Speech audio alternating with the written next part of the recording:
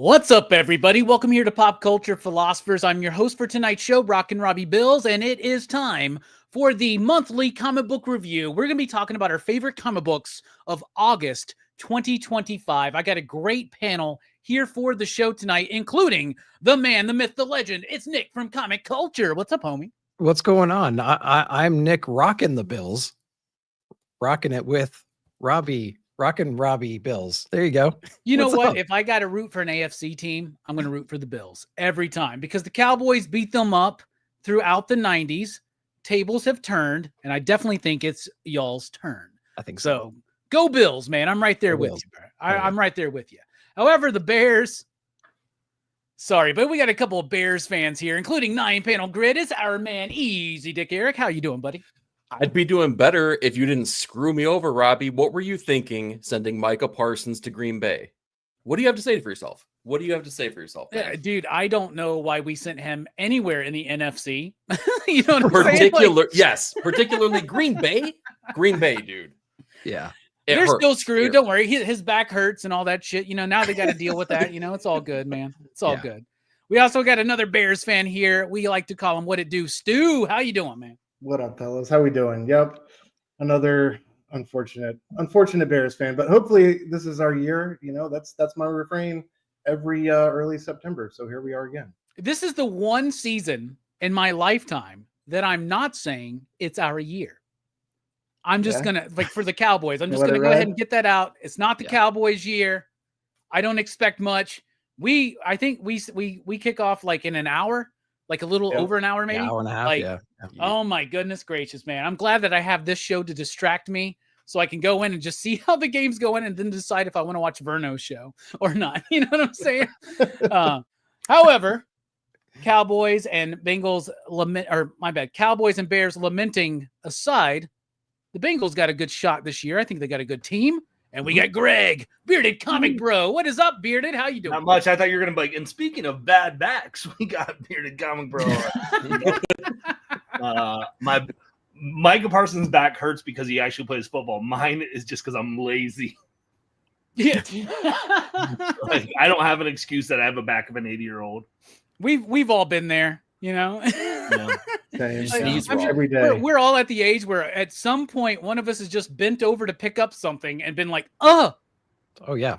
What? And dude, that was the most pathetic I felt in my life, dude. I literally bent over to pick up an empty fucking cardboard box, and I threw my back out, and I was just like, and that was the first time it's ever happened. I was just like, what? It sucks. No way this happened. They're like, Robbie, what did you do? I was like, I bent over to pick up a box. How heavy was the box? It was like, it was empty. It wasn't the act of lifting. Rookie mistake. You should have made up a story. You got to make up the story. Like, oh man, I was. Yeah. Then everybody goes, well, you got to remember to lift with your knees. Yeah, no shit, asshat. Like, I know that. You know what I'm saying? We all know how to move shit. Anyway, apparently you don't know. Yeah, right. We're going to be talking about, I got to stretch before I bend over it for anything anymore, right? Sex is a whole thing. You're like, hold on a second. Oh, I got to get the warm up in, right? You can't have spontaneous sex post 40, man. You got to stretch, man. Anyway, we're not talking about football or sex tonight. We're talking about comic books. So, best comics of the month. You know what we do here. This is the former award-winning show. Where we talk about our favorite comic books of the month. There might be some slight spoilers, but for the most part, we don't really spoil too much. We want you out there to be a part of the conversation. So we're going to kick it off. What is your favorite comic book of the month? What is your pick of the month? You out there in the chat, let us know. Nick, you're going to kick us off here at the panel, and I'm going to hopefully make it through this all four of y'all before we get to my actual pick, because I think it's a little bit of slim pickings this month, but go, Nick. What do you think? There's like 2.5 great books on my list that I'm excited about. So we are going to pick one that I had high expectations for. It met all those expectations. It blew me away, and I am so excited to keep going with the series. Escape, issue number 1. Rick Remender. We have Acuna on the art. Russ Wooten over there on the letters as well. So I was fortunate enough to get an advanced copy of this, and I flipped through it, and I didn't even want to read it. I was like, the art's amazing. I just want to get into this when it comes out.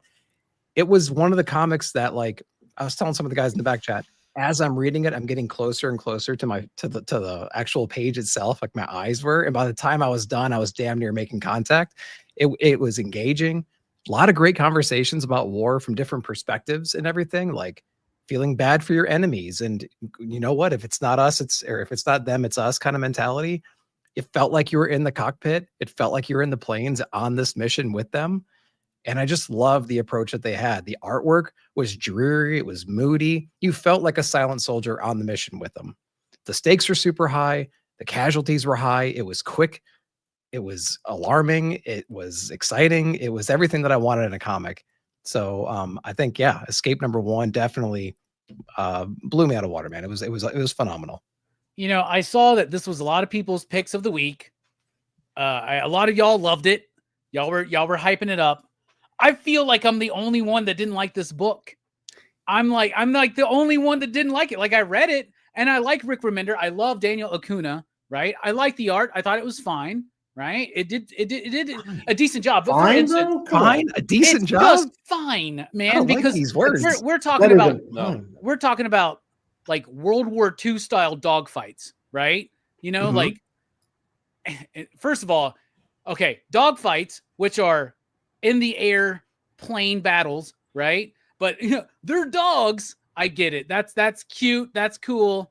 That's all right. That's I don't a think little there's bit- anything there. I don't think that was that was a coincidence, I think. It's a coincidence, a little bit on the fucking dog nose, in my opinion. But the thing is, and the art's fine, but like if you're doing fighting in the air with planes, I want some really kinetic artwork, right? Like not saying Speed Racer is at the level of Escape, but Speed Racer, David Tinto, I believe, the art there really, like, it's hard to capture vehicle motion in comics. It really is, right? Without using a bunch of like just blur and speed lines and just your common kind of shit. Speed Racer does it. For me, the art, I mean, I love Acuna, but it was all right. It was solid. It was decent. Story-wise, I thought it was solid. It was decent. I don't get it. Maybe I need to reread it. But to me, I don't feel like it was like pick of the week, pick of the month level. But I know a lot of people loved this book, and I love Rick Remender, and I think I love Seasons more than other people do. So I get it, man. So I want to hear from the rest of the panel. Eric, I know you loved it. What'd you think? I wouldn't be wearing my giant generator hats if I didn't love this book right now. This guy's a Rick Remender shill over here. Like, get him out of here. Nothing What's wrong going with on? that. I'll own Nothing up to wrong that. with If you're gonna shill, you better shill for fucking Vampirella. That's what I say, man. You know what I'm saying? What a bold move. What a bold, shocking move. That's a choice. Yeah, no. That's a choice. I loved Escape. I don't know. I had a lot of fun with it, and maybe I'm biased. I had the pleasure of talking with Rick Remender last month as well. Had a lot of fun. Great dude. Great conversation that we were able to have. Dude, I can't believe that you weren't down with this artwork, though, and just the nature of the story. Like, was it to the same level as Avengers Twilight? No, but I don't think it needed to be, because the color palette in Avengers Twilight needed to be bright and shiny because it was supposed to be conveying that futuristic world of the Marvel Universe. This needed to be dreary, but it used color appropriately in a way to really highlight things that were happening on the page and make certain things pop out of the dreariness. Does Daniel do his own coloring? He does. Okay, Yep. word. Cool. Yep. On top of that, I think it did It's a great. probably AI. Let's be honest. Yeah, sure, totally. Let's just do it. Okay. Space Ghost cover. Come on. Yeah. Oh, I love it. Like Dynamite's the only ones who like Matina AI. I don't know what you're talking about. I don't know what you're talking about. Let's just keep doing it. Dude, but like this was a great foundational issue. It gave you all the basically our main player, but it gave you all of the background that you needed, all of the motivation that he has to like kind of like go forward with his mission, all of the gray area, a little bit of what Nick was talking about there with kind of like I don't know, they're doing terrible things, but they're doing it for potentially the right reasons, or they're kind of justifying, the landscape of war. I think that Rick Remender did a really great job at that, and it really drew on all of the great war movies that I really dig for all those same purposes. I think this is a great pick, man. I loved Escape. Well, I'll tell you this: if you just gave me the first 20 minutes of Dunkirk and told me, "What do you think?" I'd be like, "It's all right." But after watching the entire movie, I think it's one of the greatest war movies, and I think it is up there with some of the best Christopher Nolan films, which I think all the best Christopher Nolan films are all of his films. So, I mean, I'm a big fan of Rick Remender. Did y'all do a chat to get like with him, like on stream, or did you just get to meet him? He recently met him at Cape and CalCon. Yeah. Yeah. He was at a convention out here in Oakland. Super cool. You know, I got mentioned in one of his letters columns. Somebody mentioned that I don't remember what book it was for. Maybe it was for what's the last book he did with Bingle? Napalm Lullaby. Napalm Lullaby. Maybe it was that. Maybe it was something else. Somebody said, I learned about this book from Pop Culture Philosophers, and that's the closest I've ever gotten to Rick Remender. By the way, the best run on a Deadpool-centric series to me, which is Uncanny X-Force, even though it's not really him. And the best sequel to Age of Apocalypse is Rick Remender's Uncanny X-Force run. 100%. So, yeah, no, very valid. I mean, when I didn't like the book and I noticed that you two liked it, I was like, I need to reread this book because I really do respect y'all. And I think y'all are even better comic book reviewers than me, including Stu. So, Stu, what do you think about Escape?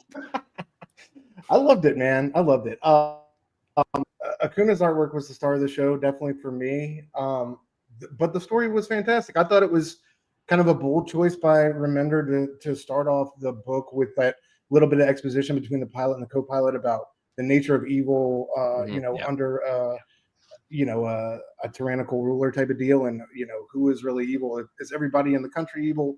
Kind of setting up the stakes down the line. But I just thought somebody somewhere online called it Inglorious Bastards meets Black Sod or Black. Oh yeah. I don't know if I'm pronouncing that correctly. That feels like dead on to me. I just love these characters that we get to meet in the plane, like the little bit of dialogue when Homeboy was this alley cat's all out of his 9 lives. I'm gonna borrow one of theirs. Like that shit worked for me, man. And then I like the questions we're kind of asking each other here at moving forward at the end of the book. What's the nature of evil? Who really is evil? And I think this guy's going to get a look in the mirror in a lot of ways. This pilot who dropped this bomb and now is behind enemy lines. But to me, the most impactful part of the book was the letters, the back page where Remender really talks about his connection to the military through his finding out that his grandfather was a pilot in the war and not finding out till later in his life. Like it was because the relationship between his father and his grandfather was frayed, and he didn't realize he served with honor and had a bunch of medals and distinguishing service throughout World War II, and that was news to Remender. And also Daniel Acuna had I think 2 family members fight in the Spanish Civil War, so that was really cool to learn about their connection. And it just feels like, I don't know, fate is working in the right way for this book. So this one blew me away. I thought it was a great number 1. All right, so far 3 for 3. Y'all are really convincing me to reread this book before issue 2 comes out, because I don't know, for some reason I just wasn't in the vibe that night, but y'all are really picking it up. And like I said, I think y'all are some of the best comic book reviewers out there on YouTube, not even including me. I think y'all are better than me, including Greg. Greg, what did you think about Escape number 1? Clip it. I am still getting over the fact that you said, "Oh, it was fine." Yeah, I was like, it's all right. It's fine. Right, that was bold. Yeah. He's channeling Brooks over there. Yeah. I mean, it was all right. It was all right. Right?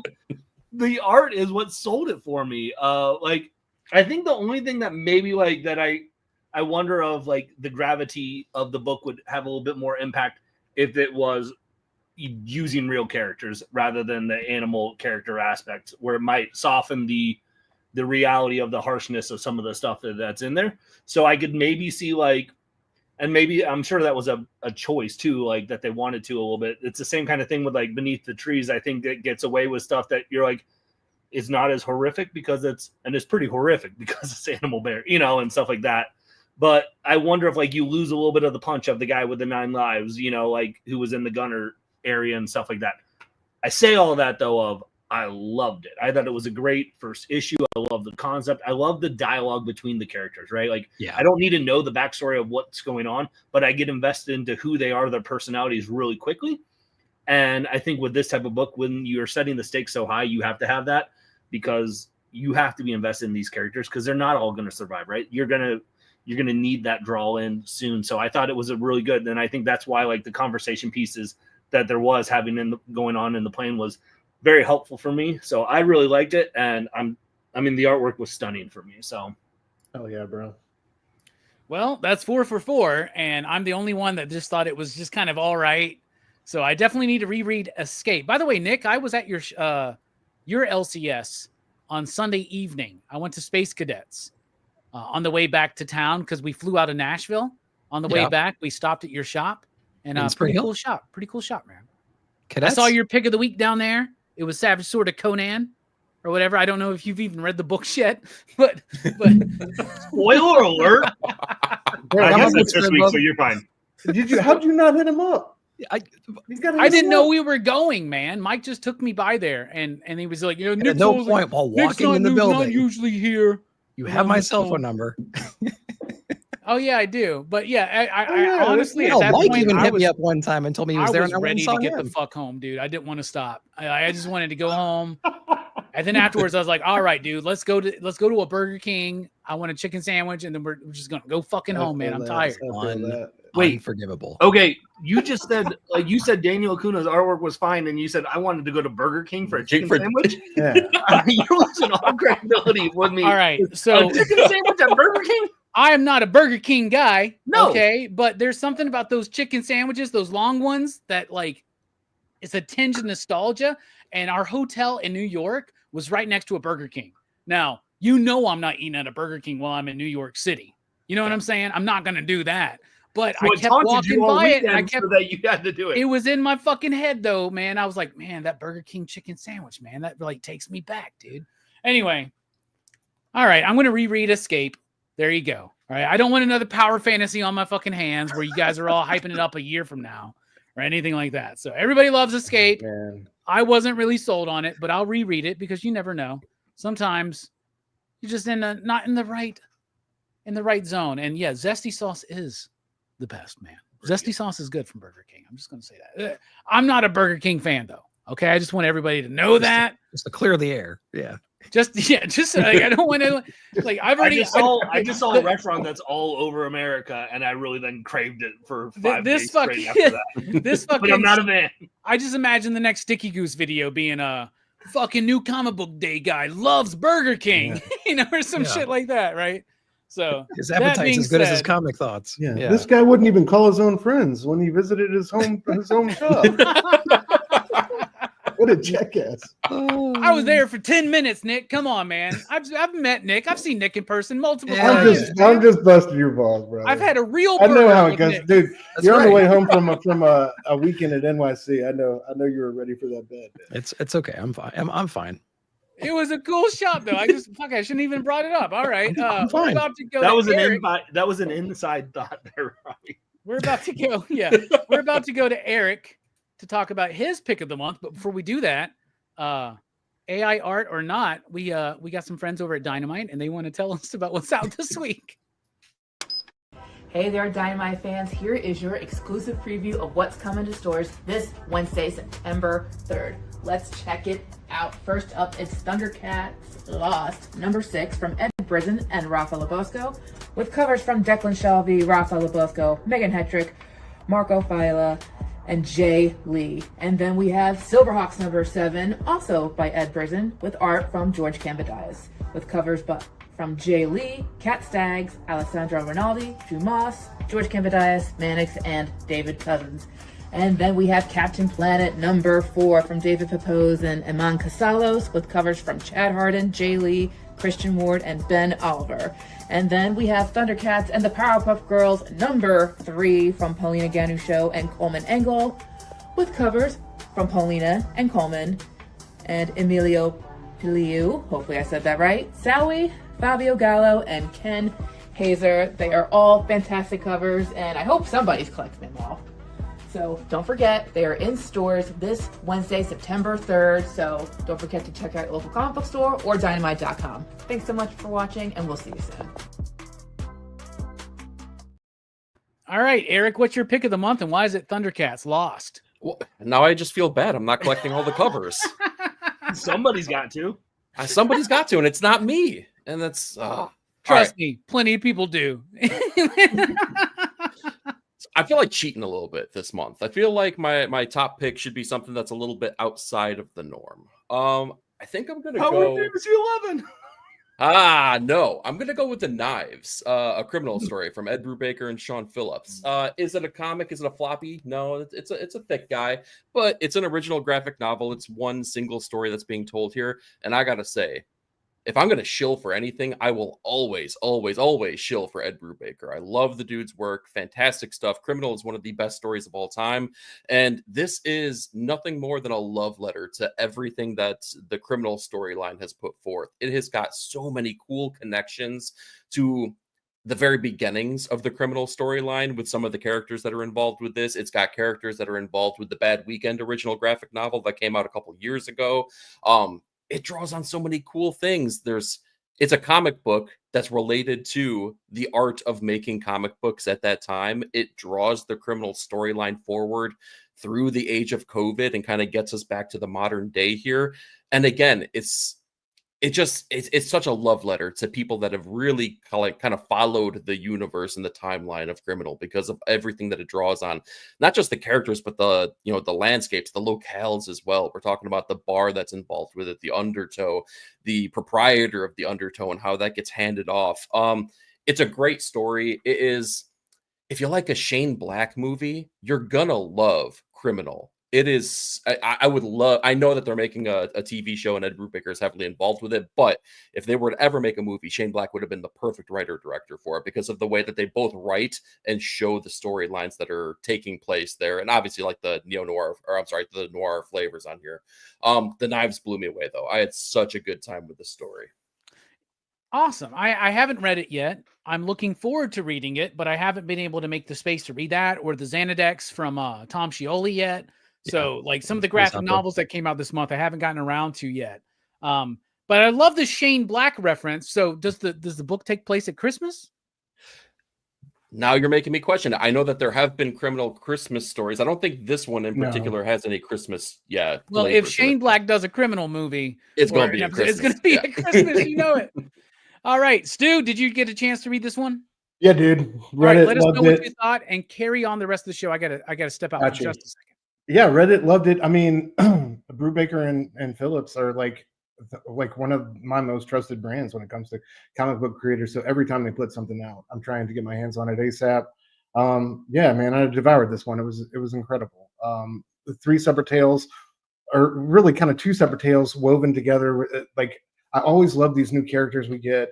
It's beautiful how it's reflective of Brubaker's experiences in Hollywood, his personal experiences with his aunt and his family, and how they got screwed over because I think his uncle was a writer of noirs, right? It was like, and how crazy is that he was like a noir writer back in the day? I think that's just like super meta. But man, it's just awesome. And Jacob, of course, Sean's son, does an incredible job on the coloring, but particularly the third act of the story, seeing Tracy Lawless back in the picture and having such a big role and tying the story all together was really just beautiful. Like you said, it truly is a love letter to anybody who's read and followed this series. So I can't recommend anything by this duo enough. I think you can pick up these books. Of course, it helps to have read everything, right, and have that knowledge and see the bigger picture. But you can really just pick up any one of these damn books. Yeah. Read it and just go from there. You can start to put the whole picture together later on down the line. Just grab whatever looks good to you and go with it. I'm telling you, you can't go wrong with Brubaker and Phillips. So I loved it. Greg, how about you, bro? Did you read this one? I didn't. This is a comic blind spot for me. I have not read any of the Criminal from Brubaker. I've read the whatever one came out last year, that Houses on the Holy, yeah. And then that was good. That was a good book. And then the cowboy one, couple years ago. Pulp. Oh, Pulp, Pulp was yeah, great. that was- Yeah. Pulp So like Right. those, but like when I got back in the comics, it was after like Criminal had come out, and that just is one that I've never gone back to. So when I saw this was connected in that world, I was like, I'm gonna wait still because I do like I know. So you said you could read it in any order. I will want to consume it though, like Yeah. all of Top to Criminal bottom. through. So It is true though. I've never read a lot of the Criminal stuff. Like I've read a lot of their other collaborations, but I've never read a lot of Criminal. But I have read some, yeah, and it never affected me not knowing. But I do know that if you have read everything, you notice more connections. Yes. Mhm. Mhm. Now, Eric, you mentioned that there's some like stuff about comic book making in here. One of my favorite Criminal stories I've ever read was kind of like the tribute to Jack Kirby. I can't remember what the name of it was. That was Is Bad it- Weekend. Is Yeah. it Bad Weekend? Is it tied into that or those characters? Yes. So the apprentice character of that book is arguably the main character in the Knives, and still Oh, heavily word. involved in the making of comic books as well. So yeah. So Oh, it's very right in our wheelhouse. Hell yeah. What about you, Nick? Man, I know you checked this one out. No, I didn't actually, but I'm actually reading Criminal right now. So I'm on volume like 3. And so what I didn't know is it's very much like Sin City, So like if you ever read Sin City, it doesn't really matter which one you read. You're going to still see familiar characters in the same situations. You're going to go to the same bars. You're going to see them in the corner sitting down, having that conversation that happened in the previous volume. So it's very much like that. So to their point, you can read whatever you want, but you do kind of want to read it in order so you can just have that that cool perspective that that people have when stuff was coming out. So yeah, I'm really excited for this one. I haven't gotten it yet, and I'm really excited for the show coming out soon. I know that Same. there's been some conversation. Was he on Ink Pulp? Where was he? He was just on off panel with David Harbour. Yeah. With Hart. Yeah, that's right. So they went over like production, and they're in post right now, and they're doing a bunch of cool stuff.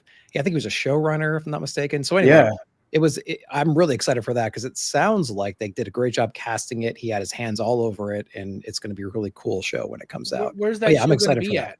Where's that show going to be at? Anybody know? Is it Amazon? Prime. Yeah. On Prime, I want to say. Yeah, Prime. I don't know the whole cast. I know one of the cast members is Emilia Clarke, who played Khaleesi in Game of Thrones. That's true. Yeah. Yeah.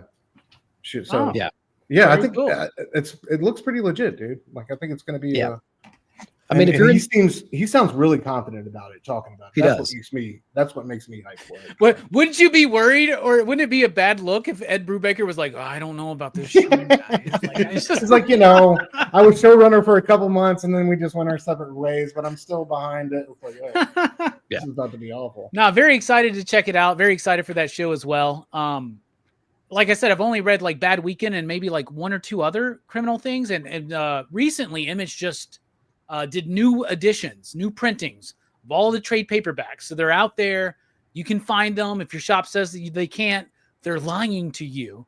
Don't let your comic shop lie to you, because we all lie, by the way. We no longer have that excuse. Fucking Diamond. Diamond.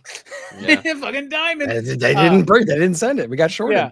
That being said, I love the connection or the allusion to Sin City that you made, Nick. Oh yeah. You can read any, like if you read Family Values as your first Sin City book, you're good. If you read Big Fat Kill, Dame to Kill For, which I think is the best. Yellow Bastard. Yeah. Yellow Bastard, right? The only thing is, don't start with To Hell and Back, because you'll never read another Sin City book in your life. Okay. Yeah. That's the one that you don't want to start with. So there you go. All right. That's true. Hell yeah. Great pick, Eric. What about you, Stu? Pick of the month. What you got? All right.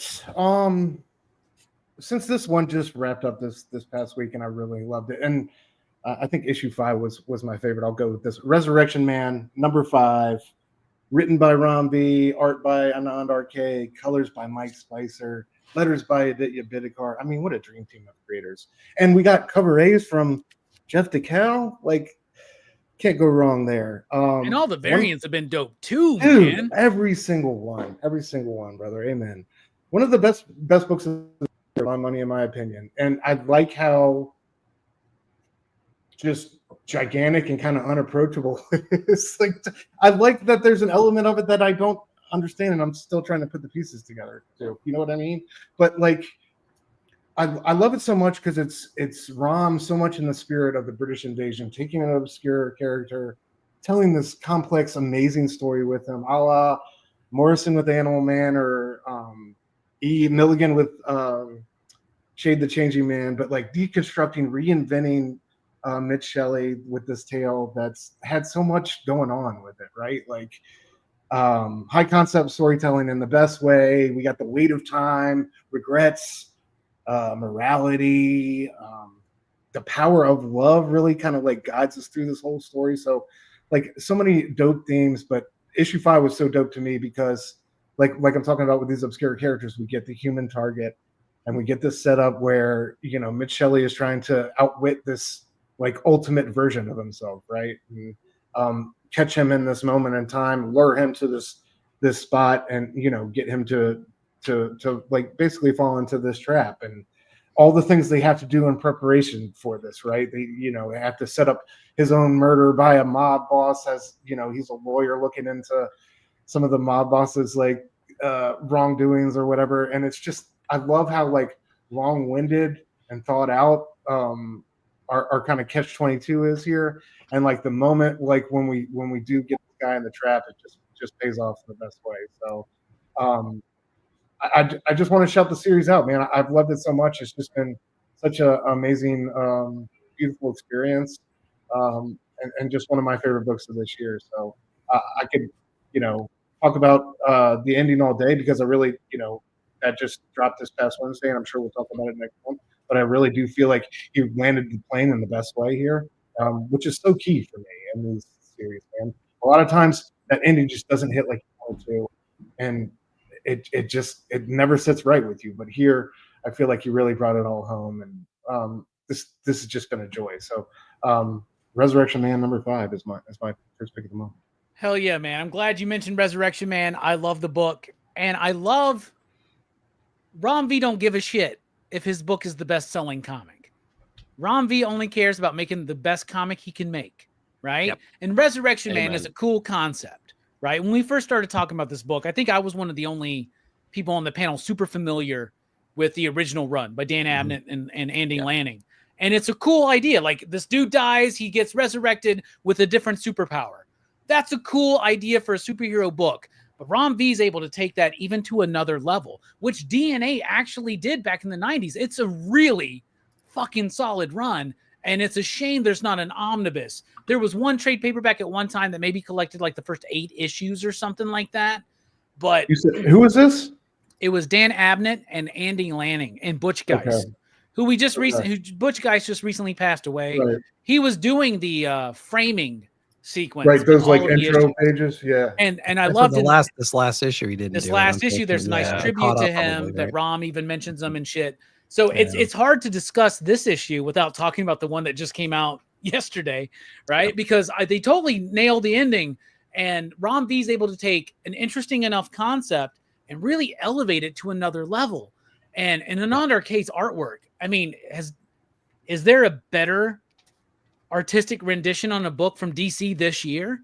I don't think so. You know me, I love Jorge Jimenez, I love Dan Mora, but y'all, RK on this book, get the fuck out of here. I'd say Anand or Javi on Martian Manhunter has been special. You're right. Yeah. Well, I didn't mention that one, you know, but no, Anand, and we're talking about the team behind Blue and Green, my favorite book of 2019. We're talking about the team that was partially responsible for Graffiti's Wall. We're talking about, what else did they work on together? They worked on something else together that I'm blanking on. This is an amazing team, and what an amazing book, and I think it's stellar. What about you, Greg? You reading this one? Delayed. I'm delayed reading it. So you guys all talked about it, I think issue 1 on the show months ago, and I then like the next week it dropped on the DC app. So at that point, because I knew it was only a 5-issue run, I just was like, I'm just going to commit to reading it delayed. So, yeah. Hell yeah. All right. Well, I'm going to tell you the ending, like, Ron V really elevated the concept of this fucking book, man, in a way. Like, it's just insane. And so we're not talking about September books, technically. I know, I'm sorry. Like, no, but it fucking works. It's hard. I was just so hype. It recontextualizes everything that came before. Oh, so he shouldn't have had this pick. This shouldn't have counted for a pick because it does count. No, he's talking about issue 5, which came out. Issue 5. I'm talking about the. But they just came out. 6 just came out this week, so you know. Oh, okay. Yeah, it wrapped up. Yeah, gotcha. I'm picking up what you're saying. All right. What about you, Nick? What do you think about this book?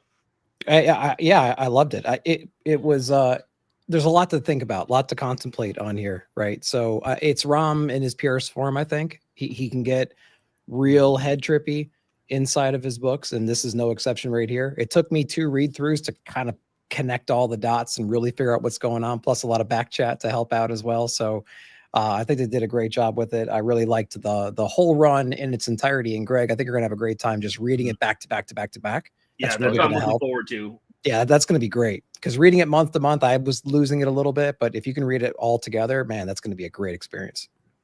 Absolutely. Eric, what do you think? Yeah, issue 5 in particular, I think was the most fun issue of the series, which was very not fun for a series. It like wasn't dreary or anything like that, but it wasn't fun by any means. But this one was super fun. I love the inclusion of Human Target in there and the way that things play out, which was kind of an obvious thing, but it was around the obvious thing, which isn't as obvious as it should be. It was a great issue. And Robbie, yeah, you hit the nail on the head, man. Anand Arke, a lot of great names mentioned for, like, you know, best artists, specifically for DC. Anand gets my pick, like, without a shadow of a doubt, though. I think that the work that he's done in this book has been special, right? Just it's even been the body horror type stuff that he's playing with, right? Oh, like, yeah. I want to see any Cronenberg movie reimagined by Anand Arke. That, like, can we get that? Amazing. That would be awesome. Yeah, it's just such a cool premise of this issue, being that it was a little bit of the switcheroo portion, but also the setup for what eventually will happen in issue number 6 with how they plant the kind of the MacGuffin that kind of drives everything moving forward. Great issue, great pacing, great colors, great art, great series. Go read this. Don't waste time. Just read it right now. Hell yeah. Go. I'm wasting time. I'm waiting. You're wasting time waiting on that damn app. No, bro. it's called saving money sometimes, every once in a while. Well, the cool thing is this book is going to make a lot of people that aren't familiar with the original run seek that out, right? Like, go look at your shops. It wasn't even at the time, it wasn't like a bestseller or anything like that. You might find in dollar bins, you might find it hard to find, but dude, that original run is so good, but not to this level that Rom and Anand have taken it to, right? Like, it's don't expect that, but they do play with the concept of the book in very interesting ways. And the character of Mitch Shelley is a really interesting character. Yeah. And it's also tied in Mitch Shelley, Mary Shelley. Do you see the thing there? There's a connection there, I believe, but that could just be me. Anyway, any final thoughts, Stu? The title Quantum Karma is super fire as well. I just love everything about this book. Yeah. And there's a lot of shit that Rom is throwing into this and into New Gods that are specifically related to Indian mythology, right? Yeah, and if you're not familiar with that, you'll get familiar with it and you'll want to refamiliarize yourself or dive deeper into some of these concepts.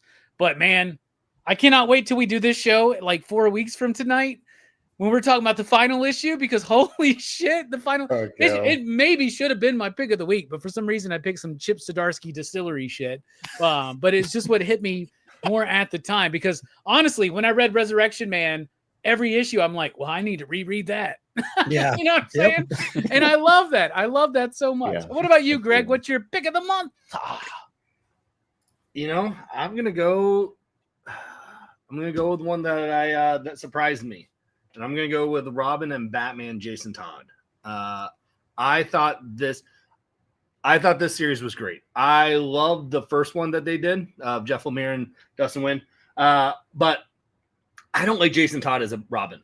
I've never liked his character. Like, I knew I liked you for a reason, Greg. And it wasn't just because of your sexy ass beard, man. That's right. I've never liked it. I thought it was always a bad choice for a Robin. Like, you know, even as a kid, I'm like, you literally saw him like stealing hubcaps off the Batmobile, and you're like, yeah, let's have you be Robin. If our parents let us fucking spend the money, we would have voted to kill his ass. Yes. So I never liked it. So I was hesitant about the series, but the other one I really enjoyed.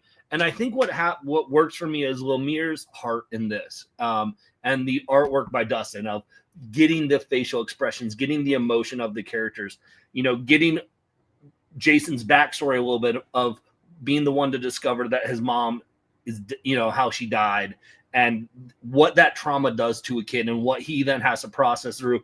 then having like Bruce and Alfred, who the whole series have been doubting him and questioning him, and what that also does to somebody's mindset. Like, is he a good enough person? Is he, did we make the right choice? And all these things. And it was just, there was this moment towards the end of like where Batman and Robin have this connection, because the whole time he's trying to figure out with this new vigilante of like, do I kill? Do I not kill? And that whole storyline right there. But the storyline that won it for me is Batman and Robin just having this connection of like, you don't have to do this. And to then have that heart-to-heart moment where he's like, I saw the signal. He's like, I told it was basically for me telling you to come home. Like, and I was just like, okay, those moments right there, the look on Robin's eyes of like, just that he feels wanted, and the regret Alfred feels during those moments of like, he's like, I think I pushed him towards this because I never accepted him. I've always doubted him. I was just like, those are the moments where I'm like, that won it over for me. I still don't like Jason Todd as a Batman character, as Robin, but this series, I think if I read this, I would have been more of a Jason Todd fan as a kid than I am, so. Well, granted, they didn't make it easy to like Jason Todd. No, yeah. Right? They did not. Like when I first started reading Batman comics, Jason Todd was Robin, and I remember not liking him, but then like I kind of like that was just like a couple, but like for the most part, my first Robin was really Tim Drake. The best right? Robin. And I fucking love Tim Drake. First Robin to wear pants, a super detective. He was the first Robin to figure out who Bruce was. First Robin to actually choose almost to be Robin, not get handpicked by Batman. He chose to be Robin. He wore pants. He chose to wear pants, and he figured out that Batman was Bruce Wayne. And he had a dope car. Yeah, and he had a dope dude. That fucking car that got introduced in Robin issue number 1. So dude, good. I want that car. Tom Gromment's art on that. The Redbird? Are you talking? Was that? Yes, the Redbird. And my name is Robin. My legal name is Robin. And like y'all, like Tim Drake is my dude, man. And I did not like Jason Todd, and I still don't like Jason Todd. I think Jason Todd is a piece of fucking shit who doesn't deserve to be a part of the Bat family.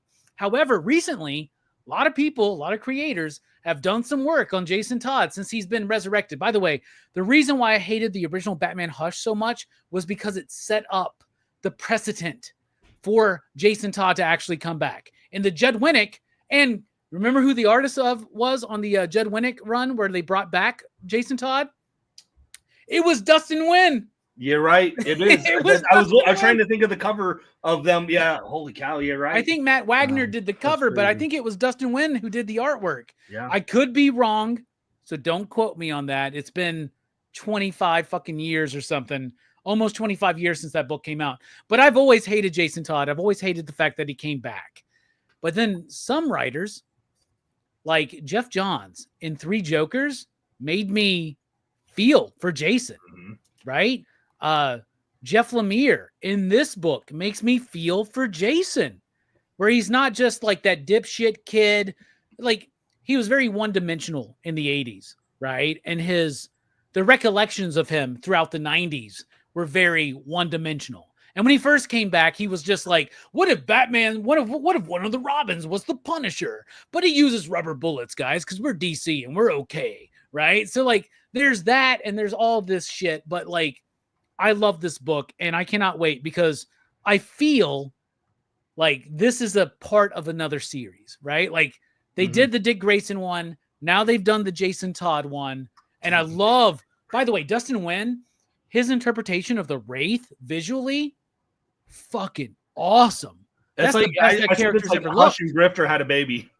Yeah, right? Which is better than Hush, but not maybe Grifter, because Grifter's pretty fucking badass. Jim Lee can do no wrong pre-2005. Robbie, it was Doug Monkey did the pencils, but it was Tom Nguyen did the inking. Okay, word. So you see that name's on the cover, but it's Tom, not Dustin. Okay, got you. Thank you so much. I appreciate that. So I was wrong, and I don't mind being corrected.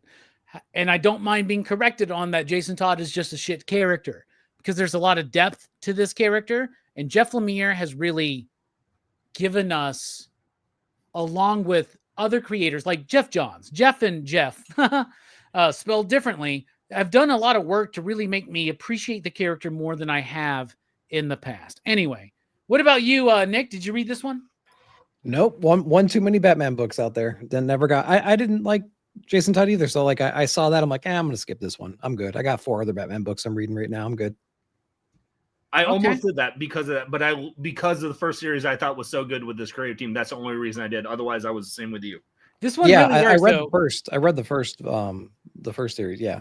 This one really works for me, man. I would encourage you to read it, Nick. I mean, it's as nuanced as the Dick series was, but it really adds layers to Jason.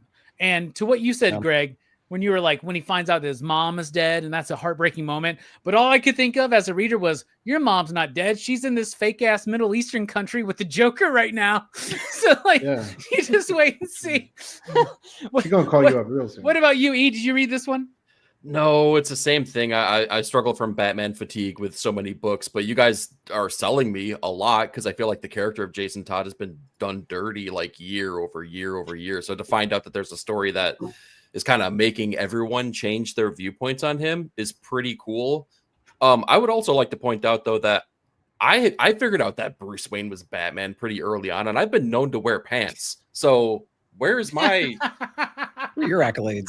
Where's your red car? Where's your red car? Well, I thought Bruce financed Unfortunately, that car. at 12 years old, you were already bald, Eric. So that's the fucking... Alopecia is no joke, Robbie. So now you know that I got this new app. Y'all know that I got this new app where I can swap faces. I'm about to do a fucking Eric as Jason Todd Robin at 13 years old, bald as fuck. That'd be great. All right. Stu, did you read this one, or are you just like these other two asshats? I'm a dipshit like these other two asshats. I read issue 1 and I never got back to it. I did read the original. I guess so. Are they going to do all the Robins? Like, is that? I hope so. Yeah, because so. The first one was fantastic, dude, and that was like, if I remember correctly, they were fighting kind of like robots from like the 50s and 60s. It just had this like kind of golden age feel to it. I just that was Killer Croc. They were fighting Croc.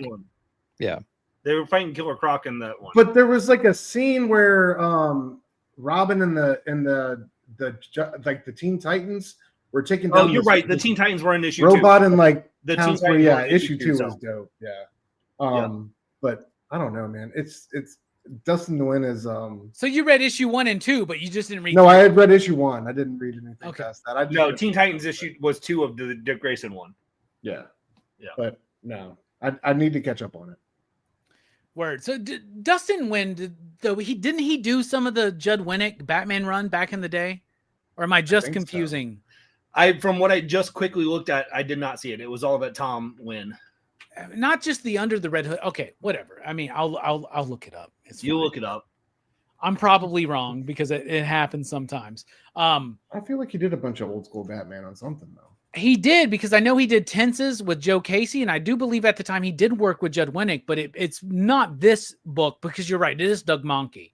I do remember that now very vividly. The Judd Winnick, man, anything post Hush on Batman, anything post Rucka and Brubaker on Batman, it took a while for that book to really kind of start working for me again. There are a lot of creators that came after. It looks like he did Paul Dini's detective arc. Oh, that's what I mean. That run is fucking amazing, actually. That's like post Infinite Crisis. It's post Hush. I think it's post Hush, isn't it? Yeah, it's post Hush, post Infinite Crisis. That's a really, Joseph is right there. Did a lot of Dini's work. Oh yeah. Fuck yeah, dude. Really, really solid stuff. Really solid stuff. And dude, I just want to say before we move on, like Lemire and Nguyen definitely deserve to be touted as one of the top creative duos in the business. Like anytime these two to get together. What was that vampire book they did? Dynamite. Little Monsters? Yeah. Mm-hmm. Yeah. Dude. Ascender and Descender too. And Ascender and Descender. Yeah, bro. Like, Jesus Christ. Like, if anybody wants to make a badass TV series, Descender. Like, Descender would be amazing. That might be Dustin's best work, is Descender and Ascender. I agree. I think so. Might be. Little Batman's cool too, though. Just so y'all know, like his little little tiny guy, chibi fucking Batman and his family is pretty fucking dope. Pop. Yeah. Now, I hope this series continues. I hope they do a Tim Drake, and of course, I hope they do a Damian. But I hope they even do a Stephanie Brown, the Forgotten Robin, right? So I really like to see that. I think that'd be cool. And then after that, do Carrie Robin Kelly. or do Batgirl and Batman, right? Do Carrie Kelly. Yeah, dude. Come on, just, now. let's do Batman and Jubilee and Batman. How about that? All right, Greg, what about you? What's your pick of the month? That was my pick of the month. It's your turn. Oh, Jason I Todd. fucked it up. All right, it's my time. I'm surprised this book lasted as long as it did. Absolute Martian Manhunter issue number 6 is my pick of the month. Yeah. Easily. Like, y'all, first of all, everybody likes to compare the big two, the mainstream big two, the superhero books, Marvel versus DC. Who's better right now? I think it's a very easy choice for most of us who read week to week like we do. We are Wednesday warriors, all of us here on this panel, and a lot of y'all out there in the chat. That's why we're here for the monthly comic book review. But if I had to pick, I would say DC is a little bit better than Marvel. A lot better than Marvel right now. Not saying that we need to compare them, but I think DC is doing really solid work. Then I feel like we do need to compare them. Marvel's tighten up, man.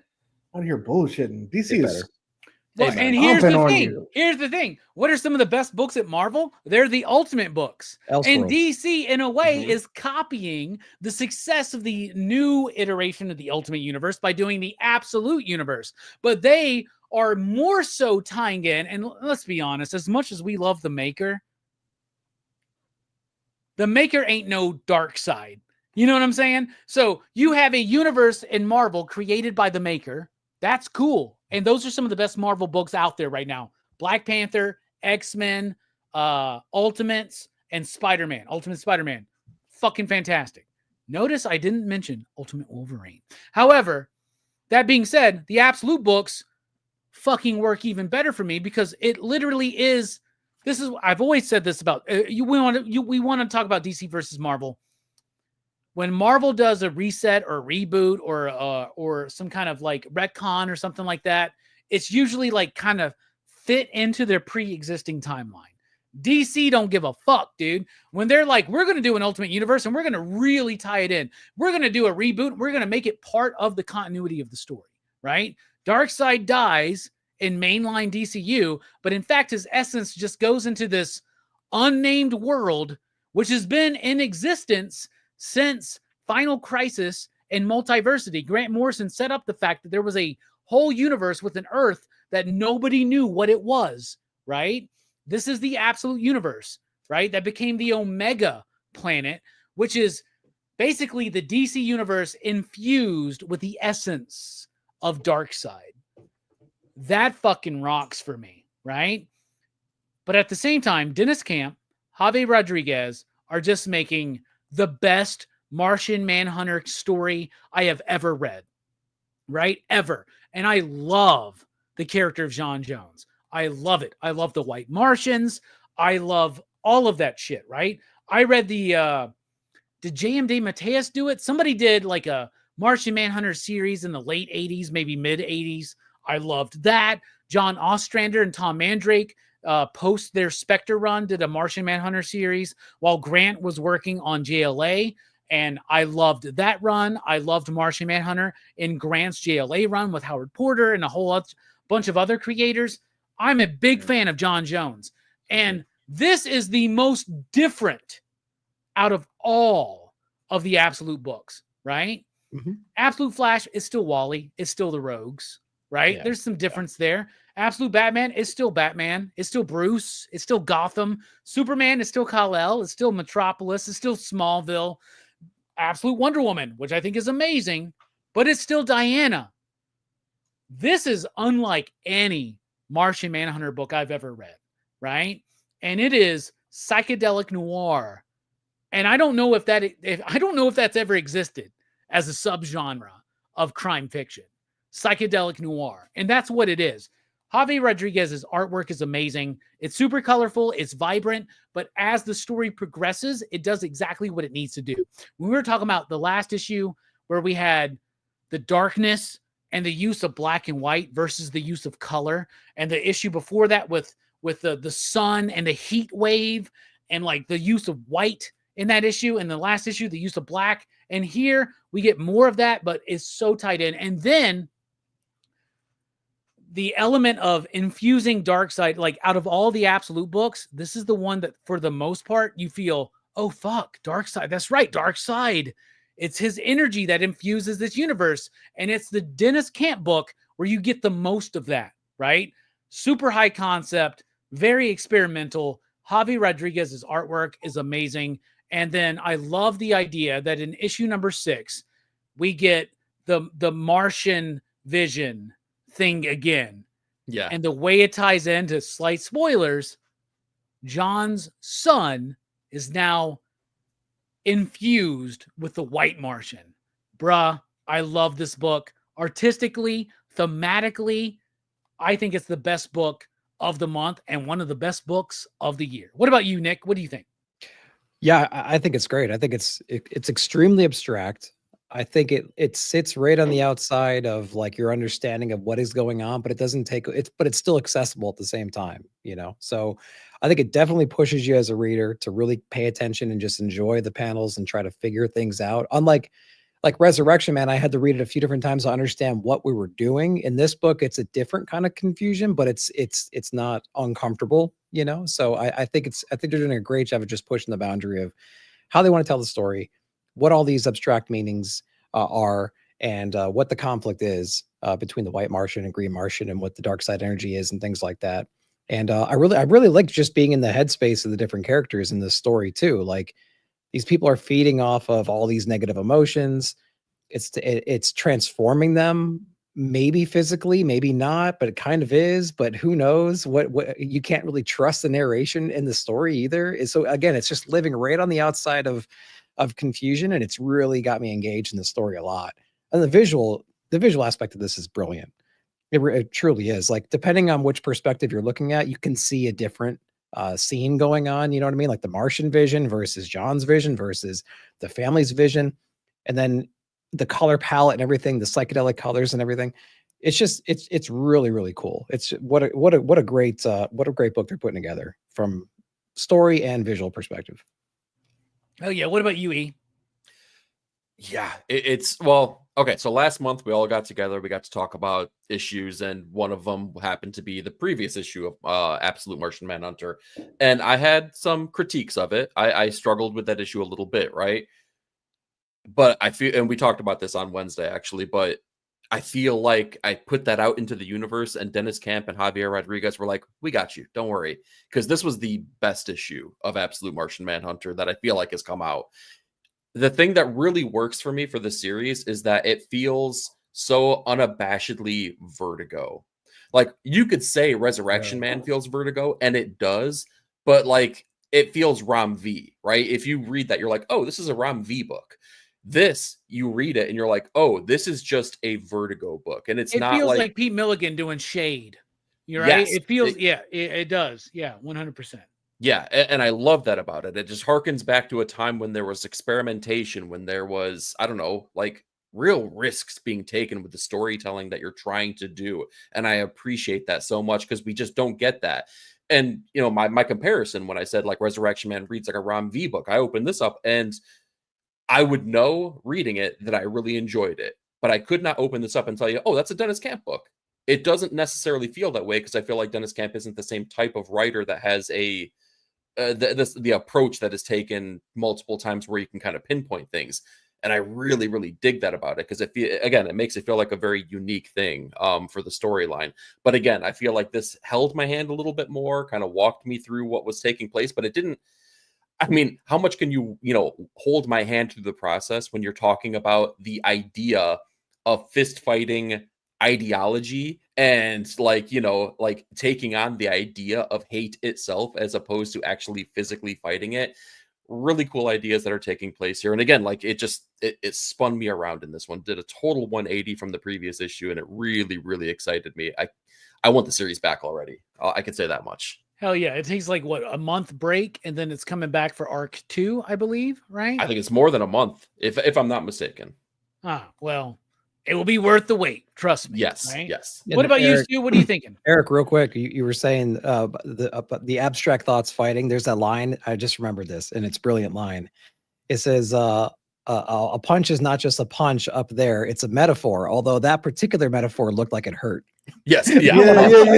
yeah. This is And they're having a slugfest. Yeah, like I love this. This is awesome. It's so great. What about you, Stu? What do you think? Dude, just the next point, like the I love the and in these point, the vertigo-ness of it all, like how the white Martian takes that kid's cancer cell and enlarges it and it starts to take over the city, and then they drop that nuke, but he taps into that hippie's mind of like military incompetence and the bomb's a dud.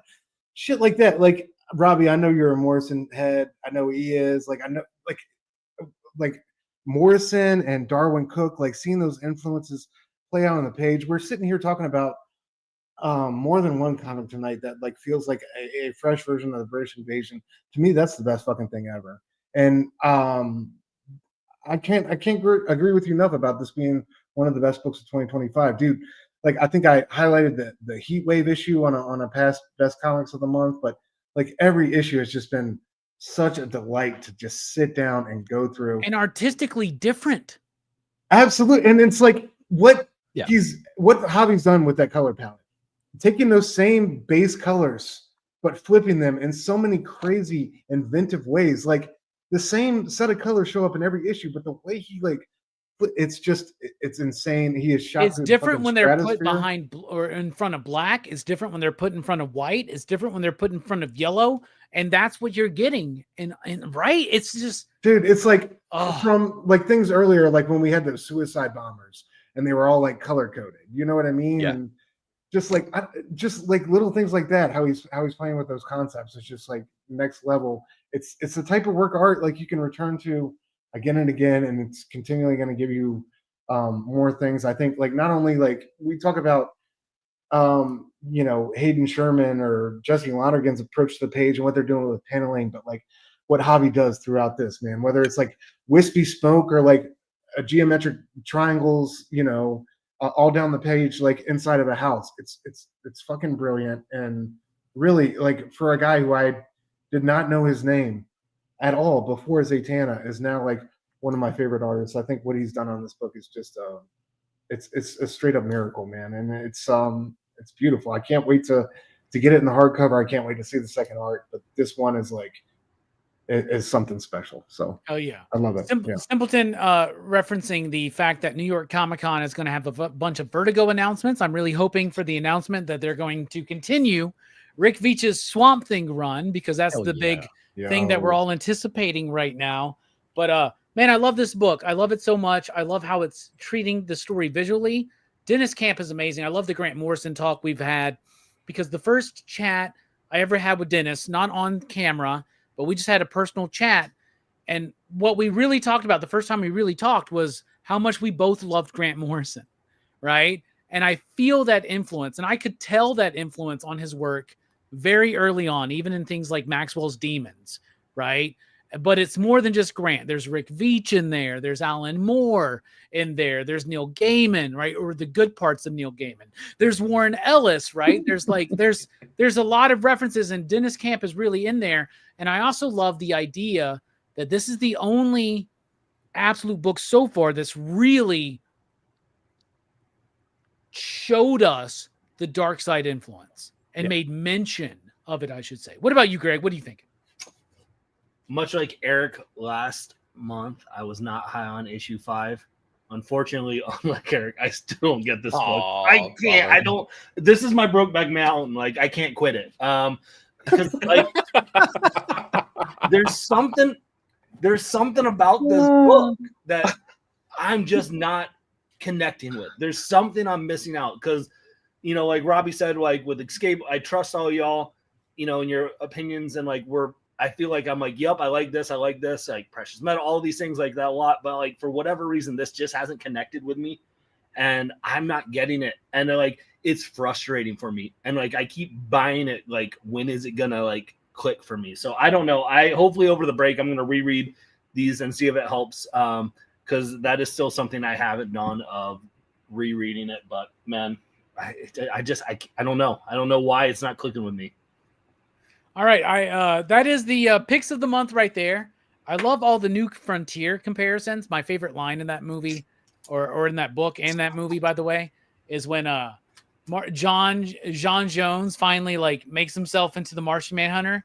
He's like, "How's this?" And that detective goes, "It's fine, but real men wear pants." like I don't know. There's something about that cracks me up. I think Tim Drake was listening during that era. So now we're getting into the second pick. So the runner-up for pick of the month, a more truncated version. What about you, Nick? Kick us off. Ooh, I think so. Eric inspired me to bring this one up just because it's been so fun. Another graphic novel, unfortunately. We're going with Jerome, man.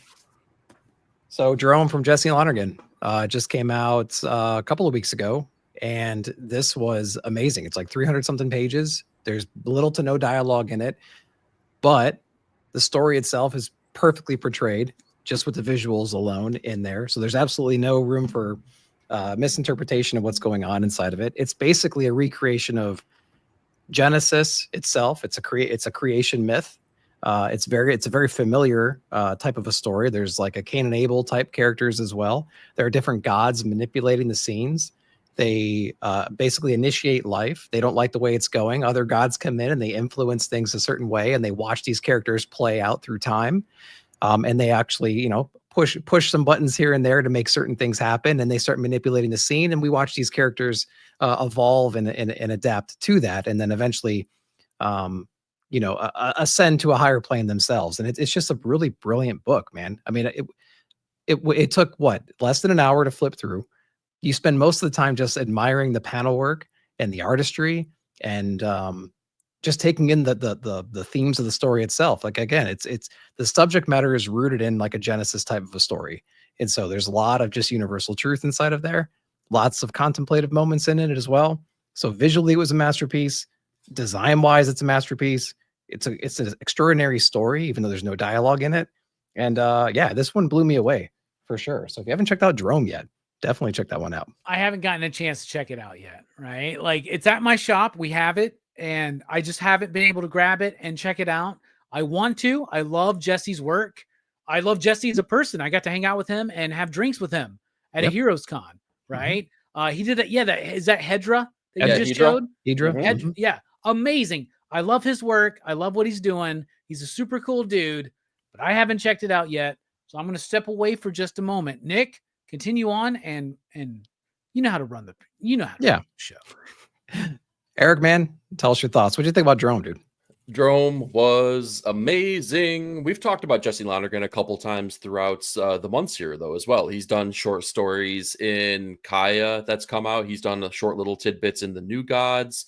He did a storyline in the Godzilla versus Boston, right? Didn't you bring that up, Nick, last month, right? The most footnotes of any comic ever created. There you go, right? So much fun.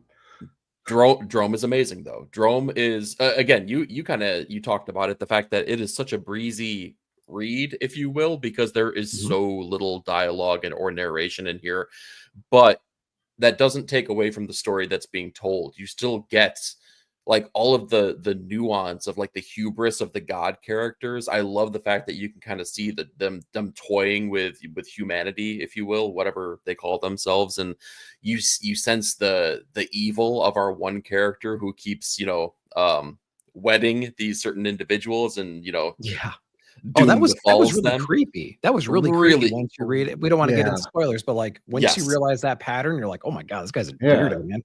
Yes, exactly. So like, I mean, but on the flip side, you feel the love and care and the the care, I guess is the best word for it, of our main character. I'll call her Red, right? Because that's Red, Blue. Yeah. That's the color that she personifies. Right. That's the other cool thing about this too, is that our main players in the book kind of like work within this color grid. So not only is it really great artistic approaches from the panel work that Jesse's really known for, he does a great job at like being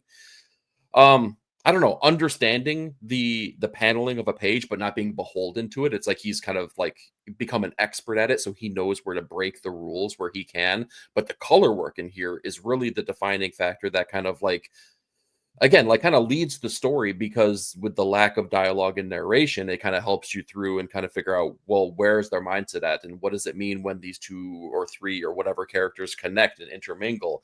A lot of cool things going on here. Jesse's a special talent. That's the best way I can put it, man. And Jerome was no different. It's a special kind of book. Yeah, and I reread Hedra. I say Hedra, but I don't know. Hedra. I reread that one after Jerome again, and the amount of leveling up he did artistically, like It's he unreal. has the same approaches in both books, right? He has a very cool way of dealing with the panel work, with the design in there and everything, how it incorporates into the story itself, how he relies heavily on that panel work and then breaks it the next page. Yeah. A lot of those themes still exist, but man, he's gotten so much tighter with his art ability just in general, his lines and his colors and stuff and how he represents the story through visual art. Jerome feels like it's a lot more reader friendly when it comes to just understanding the story and the beats and the emotion as it continues through, versus some of his other work that heavily relied on visuals to tell the stories. So he's upping his game significantly inside this book here. Y'all making me really want to check this book out. What about you, Stu? Did you get Dude, to read what's it? up? Dude, yes. Shout out to my shop for ordering a bunch of copies because I know people have had issues getting it in there. So, yeah, man. Shout out to my shop for having 2 or 3 left on the shelf when I grabbed mine. But it was incredible, dude. I ate it up in about an hour's time. Like Nick said, it was just a fantastic read. It was mind blowing. Like what he's playing with, like in this primordial world with like myth and the themes of creation and day and night.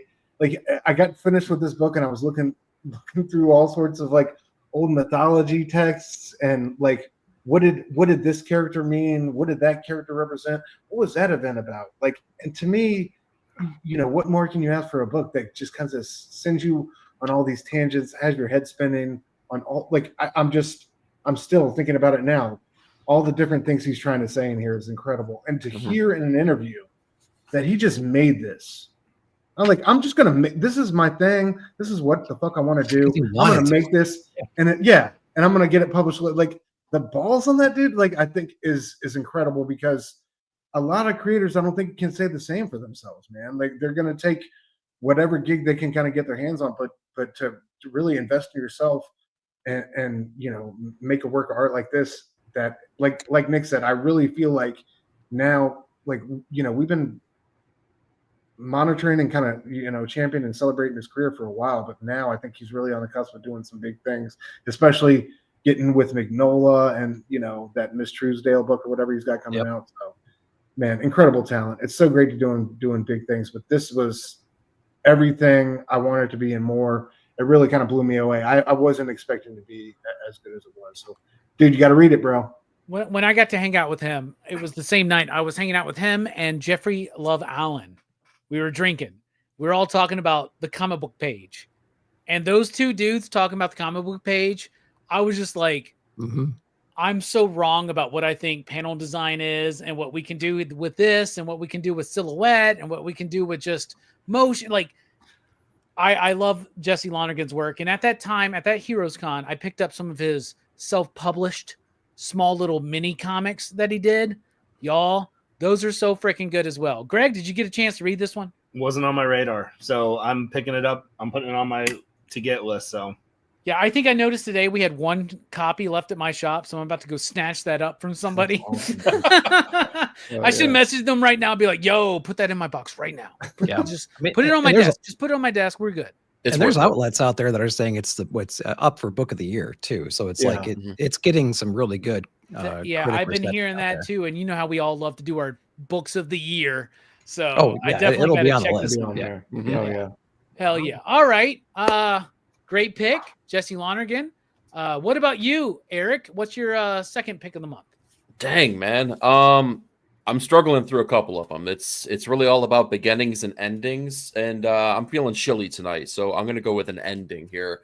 I want to talk about Daredevil Cold Day in Hell #3, the end cap of arguably the greatest Daredevil story that we've gotten in the last couple of years.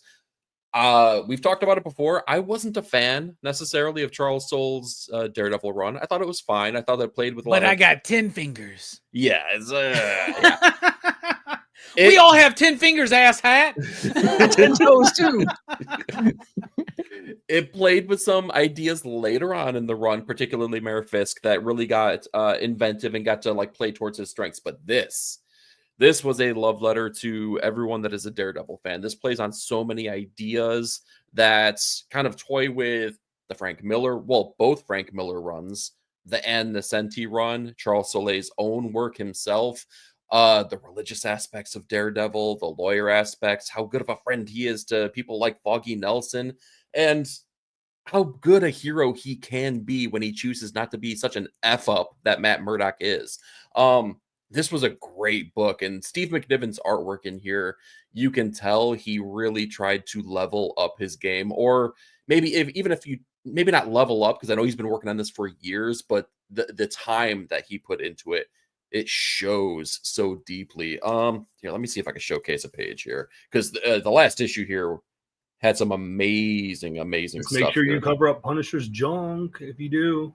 Oh, well, okay, spoilers. Now that's It's the like one page of the I was only going appendages- after. It's one of the only appendages left on Frank in this book, right? Yeah, man, Yeah. let him live, dude. Let him.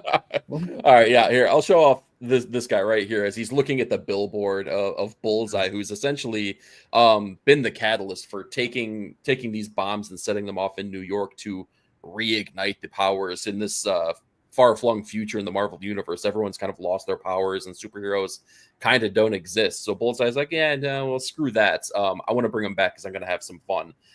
Man, I just had such a great time with this. And in a world where we get a lot of future stories from both of the big two, right? Marvel and DC, this is probably one of my favorites that we've gotten in the last couple of years here. I think this is up there, maybe just a rung lower than Avengers Twilight, maybe just a rung. But if not, it's in the same playing field. So I'm a Daredevil shill. I love it. This was definitely worthwhile, man. I had such a good time with this book. I like you're the also a book, too. Marvel show. I like, yeah. I'll take my chances. It's worth it on this one. I mean, I'm very curious to see who's going to be the Marvel shill this year. I know who's going to be the Dynamite shill of the year. But that being said, I really like this book. I do think that issue 3 was the weakest of the 3 issues. I do. Really? I don't think the ending was as solid as the start and even Act 2, which to me, Act 2 is like the most difficult part of a story, right? I kind of wish this story had 4 issues.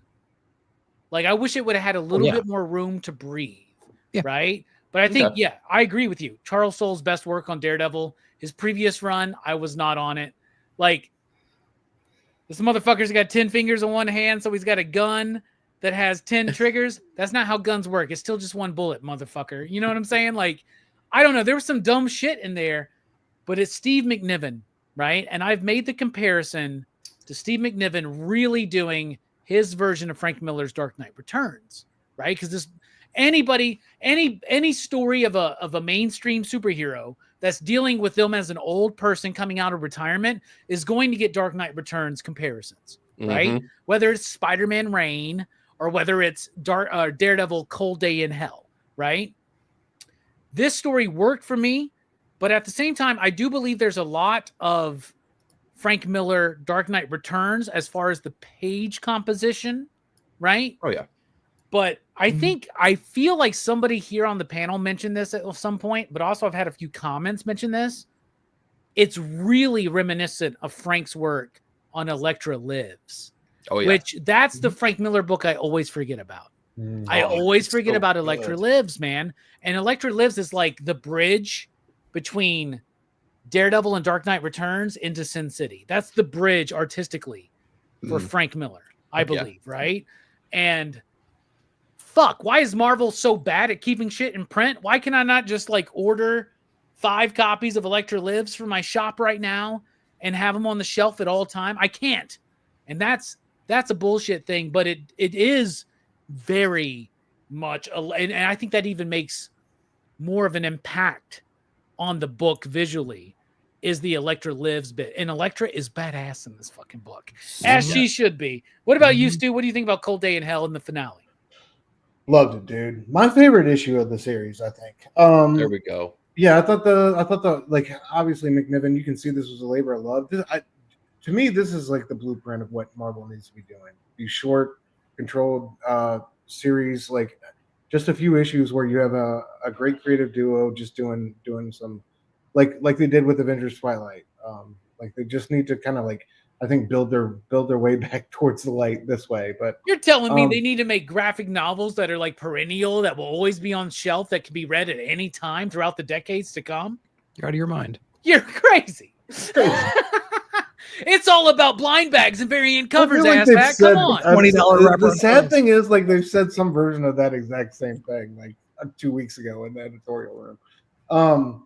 Yeah, I don't know, man. This one was like delightful. I had no idea this was coming. Like, this series was on the radar. So to get like this hard boiled, kind of post-apocalyptic Daredevil who's reinvigorated with powers after not having them, and like kind of a beat down old man, was dope. To me, this issue particularly, like that climb fuck you, Greg, up. by the way, fuck you. Okay, that's not what I meant, and you fucking know it. Sorry, Stu. I mean, you did say those words. I said his art on Escape.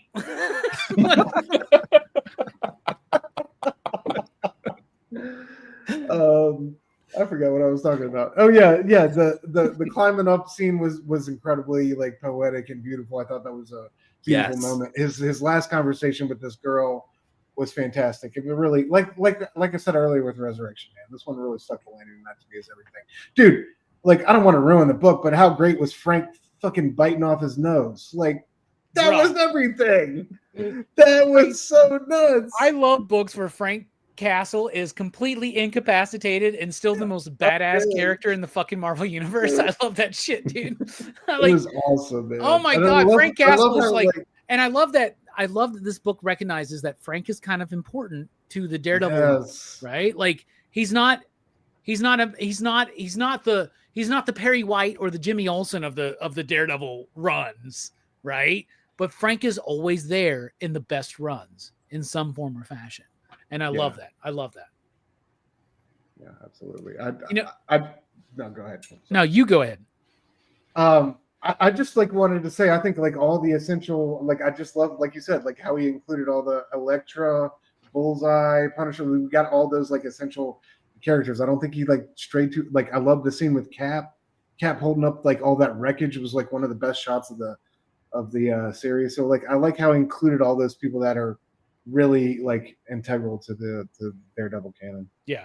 We were just missing Ben, but Ben is long gone at that point. Yeah, I mean, Ben, there's no way Ben survives into that era. But yeah, you're right. It's the only thing missing is Ben Urich, basically, right? I love, so like, right now Christopher Priest is doing Marvel Knights: The World to Come, which is kind of like a coda of sorts, a future vision of his Black Panther run, right? And it just got announced that Jimmy Palmiotti is doing the same thing for Punisher coming up, and I'm very Dan Panosian doing the fucking artwork on that, y'all. Are y'all we've all had a clean up come out of our fucking pants after hearing that news, right? Like, we all had to. We all just fucking jizzed ourselves, right? But I really hope that they do a Daredevil: The World to Come, right? And I pray to God it's not Kevin Smith that's writing it, right? But like maybe David Mack or something. That would be really fucking cool, right? What about you, Greg? Did you read this book? Yeah, I did. I think I'm kind of in between Robbie and y'all on this. Like, I didn't love book 3 as much as the other two, but I feel like I still liked it more. There's moments in there. Sometimes I get a little hung up on the over the top stuff of like mutilating Punisher and things like that. But and then Rogue literally is mentioning one of my favorite parts. The tooth scene is fantastic. Like, after he gets his whole tooth knocked out, like that's classic, like Bullseye of just like the like most obscure, dumbest way to just like still do something. And so like those moments, like I love the redemption arc of a Daredevil. And I think Eric said at the beginning of like where he actually is good. And like, sometimes there's so much of this, he deals with the Catholic guilt so much sometimes that like it's nice to kind of just see him like there's a little bit more to it of like he's just going to go out and do something for the benefit. So I liked it. I liked the series a lot. I thought it was great. If you are a Daredevil fan in any capacity, get this collected if you missed out on it. So my favorite Bullseye moment is when Colin Farrell looks at the camera and Michael Clark Duncan and says, I want a bloody costume. Right? I love that moment, but no, I love this book. And You one of my love the favorite- peanut scene in the airplane. I love that bit too. But one of my favorite things about the book is just the inking of Steve McNiven. It's brilliant to me. Like there's something about the like nobody is inking a book the way that he is right now. What about you, Nick? You got thoughts? Yeah, no, I'll just keep it short. I really enjoyed it. It was great. It takes all the core things I love about the character, and it perfectly displayed it inside the series. I love when I was reading those scenes when Elektra first comes in, right? Matt has this internal monologue, and it was very reminiscent of like Elektra Assassin when that cop's like talking about her, or Matt's talking about her when they first meet and all that stuff. So like it has a lot of cool callbacks, great interior artwork and everything. It was a great little 3-issue run. So everyone should check that one out. Hell yeah. What about you, Stu? What's your second pick?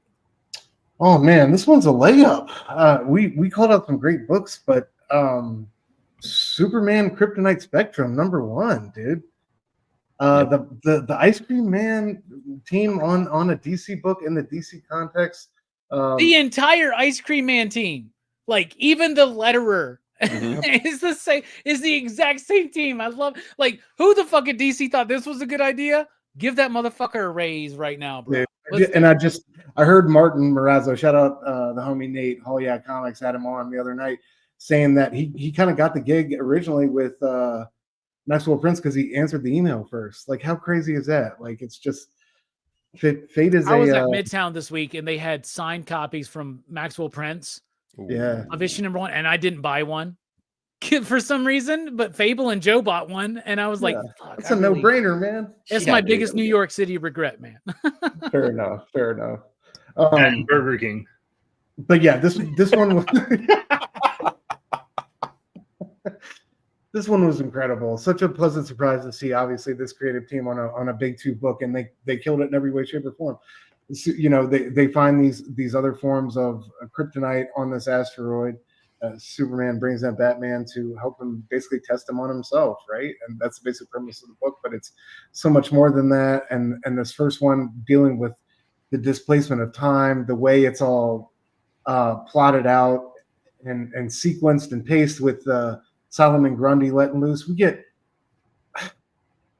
Lex Luthor in here is quoting William Butler of Yeats. Like, I just love W. Maxwell Prince, dude. He's just so deep yet so like existentially awful, and in such a way that is like so endearing to me, man. Like no other writer, I think, except for Dennis Camp, is doing the type of things he's doing in these comic books, and really making me fiend for that new issue, like he is. But dude, just like that scene when we get that little flashback, I think it's one of those first cuts in time.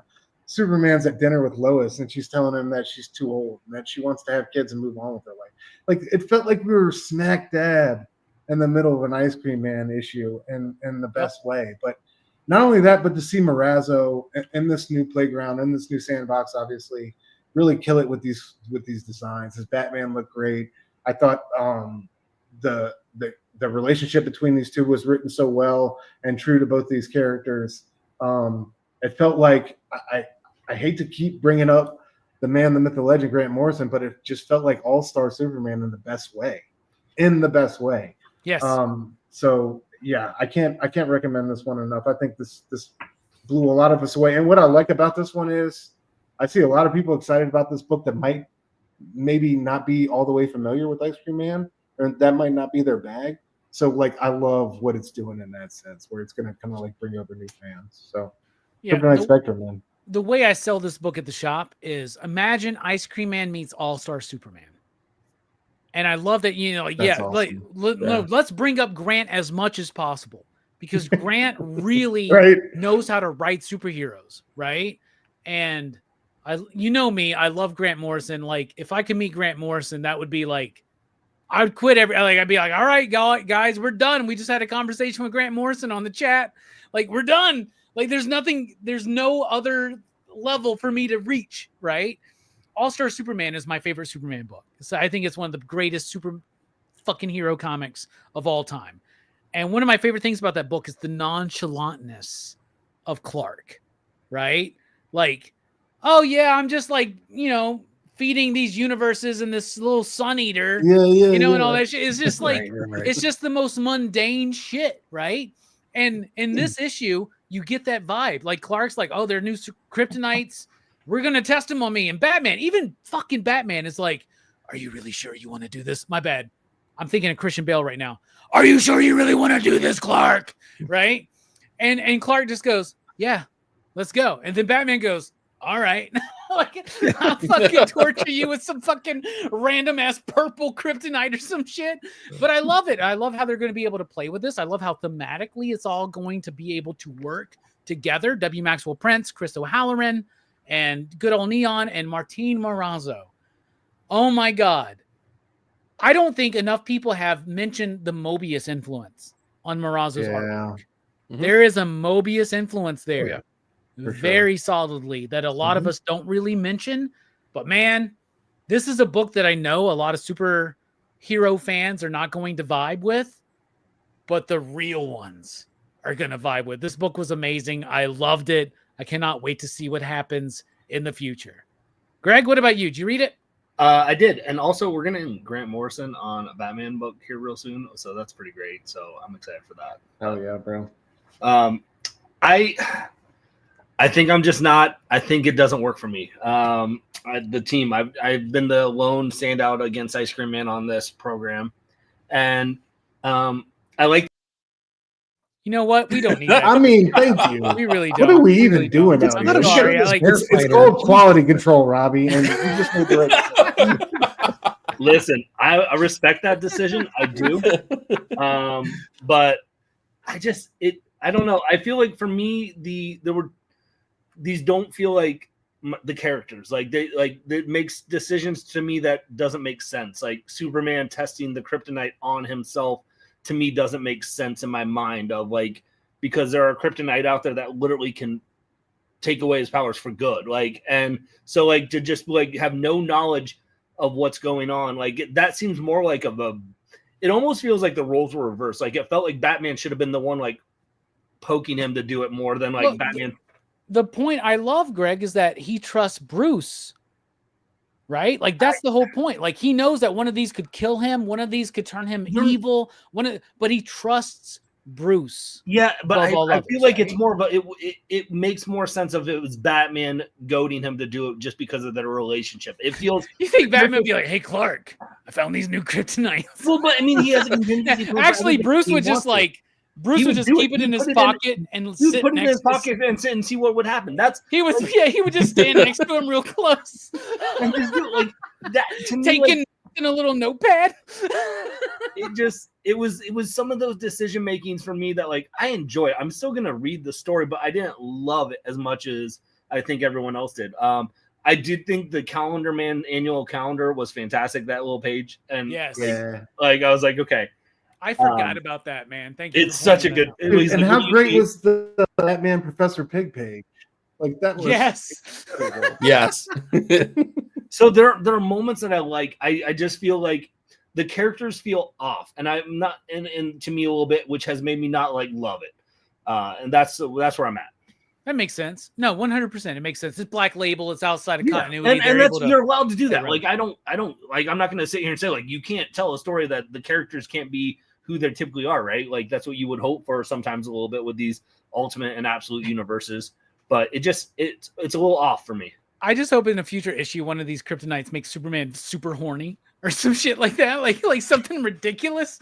I would love it. I think in one of the next issues he becomes He's giant. huge.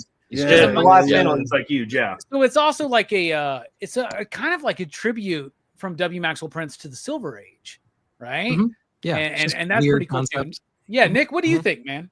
Oh, I love the issue. It was awesome. It was your pick of the week, right? It was my pick. Yeah, pick of the week, cover of the week, and everything. It was awesome. I really liked when we finally were doing the testing, and we started to slowly see how time was warping. We talked about a little bit with the flash forward with Lois and things like that, but he was hearing the characters have conversations they haven't had yet.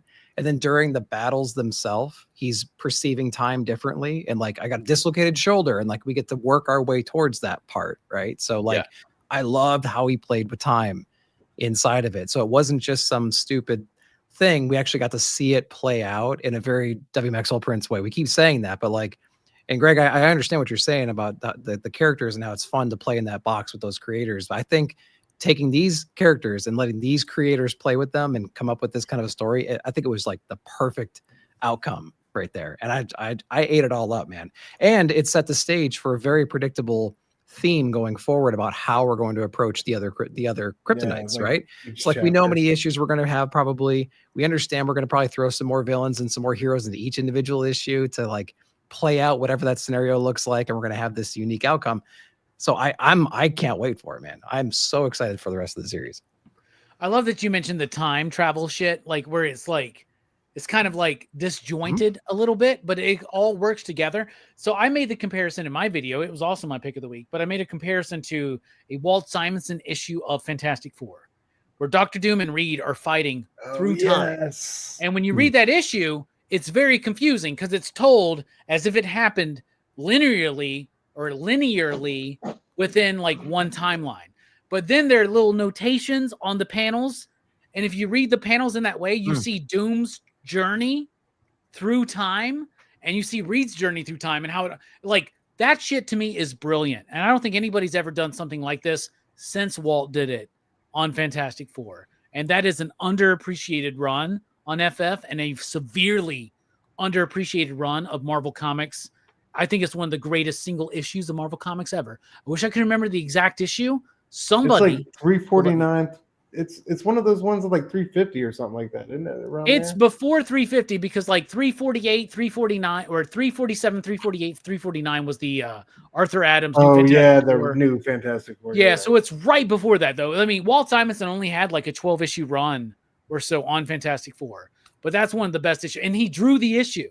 And it's fucking that's a great amazing. call. It's so sick. It's one of the best Doom issues out there as well. Yeah, like the black and white fights with Doom and fuck yeah, dude. See, dude. Stu, I knew you had my back on that one. What about you, E? What do you think? It made my pick of the week that week as well. It's a great book. It feels different than most superhero comic books, and it should because of the team that's involved with this. I got to point out one thing though, something that Greg and Robbie, you both said here. You basically have equated Bruce Wayne to being slipping Jimmy McGill here, sliding freaking kryptonite on Superman here. But like, can you check what's in your breastplate? You say that kryptonite affects you. Can you just check out what's going on in there? Oh, yes, it's the kryptonite I planted on you. Wow. Bruce Wayne is the asshat who drops an ice cube down the back of your pants and just waits to see what happens.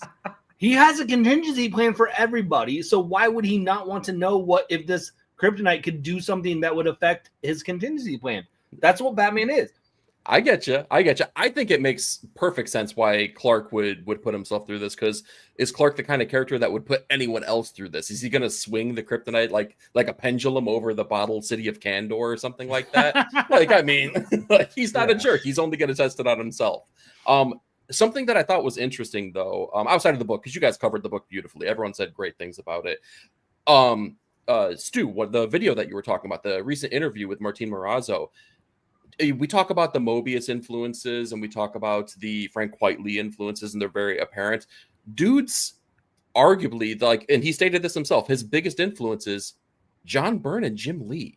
Would you have ever guessed that kind of thing based on the artwork that he has and the? I could guess that through the page composition for sure. Page composition, yeah, maybe, but that just blew my mind. I was like, wow, it's kind of crazy to think that those artists like can influence people that aren't so apparent on the page. I thought that was really cool. But yeah, absolutely great pick. I can't wait to see what happens. I'm really curious to see what happens with Rainbow K. I have some theories. The Rainbow K is going to be crazy. The Rainbow K is going to be a time, man, and I'm here for it. So yeah, great pick.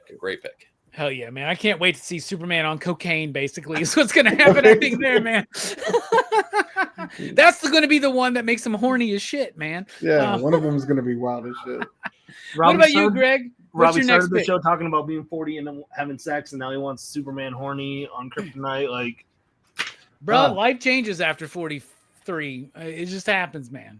I wasn't coming into this thinking I was going to do this, but I'm going to do this. And yeah, I'm going to bring up another Batman book. I'm going to be the Batman show tonight. It's a shill kind of night, and I'm here for it. And I'm all for it because, good Lord, I had so much fun with this. And I'm talking Detective Comics 1100. Yeah. I haven't.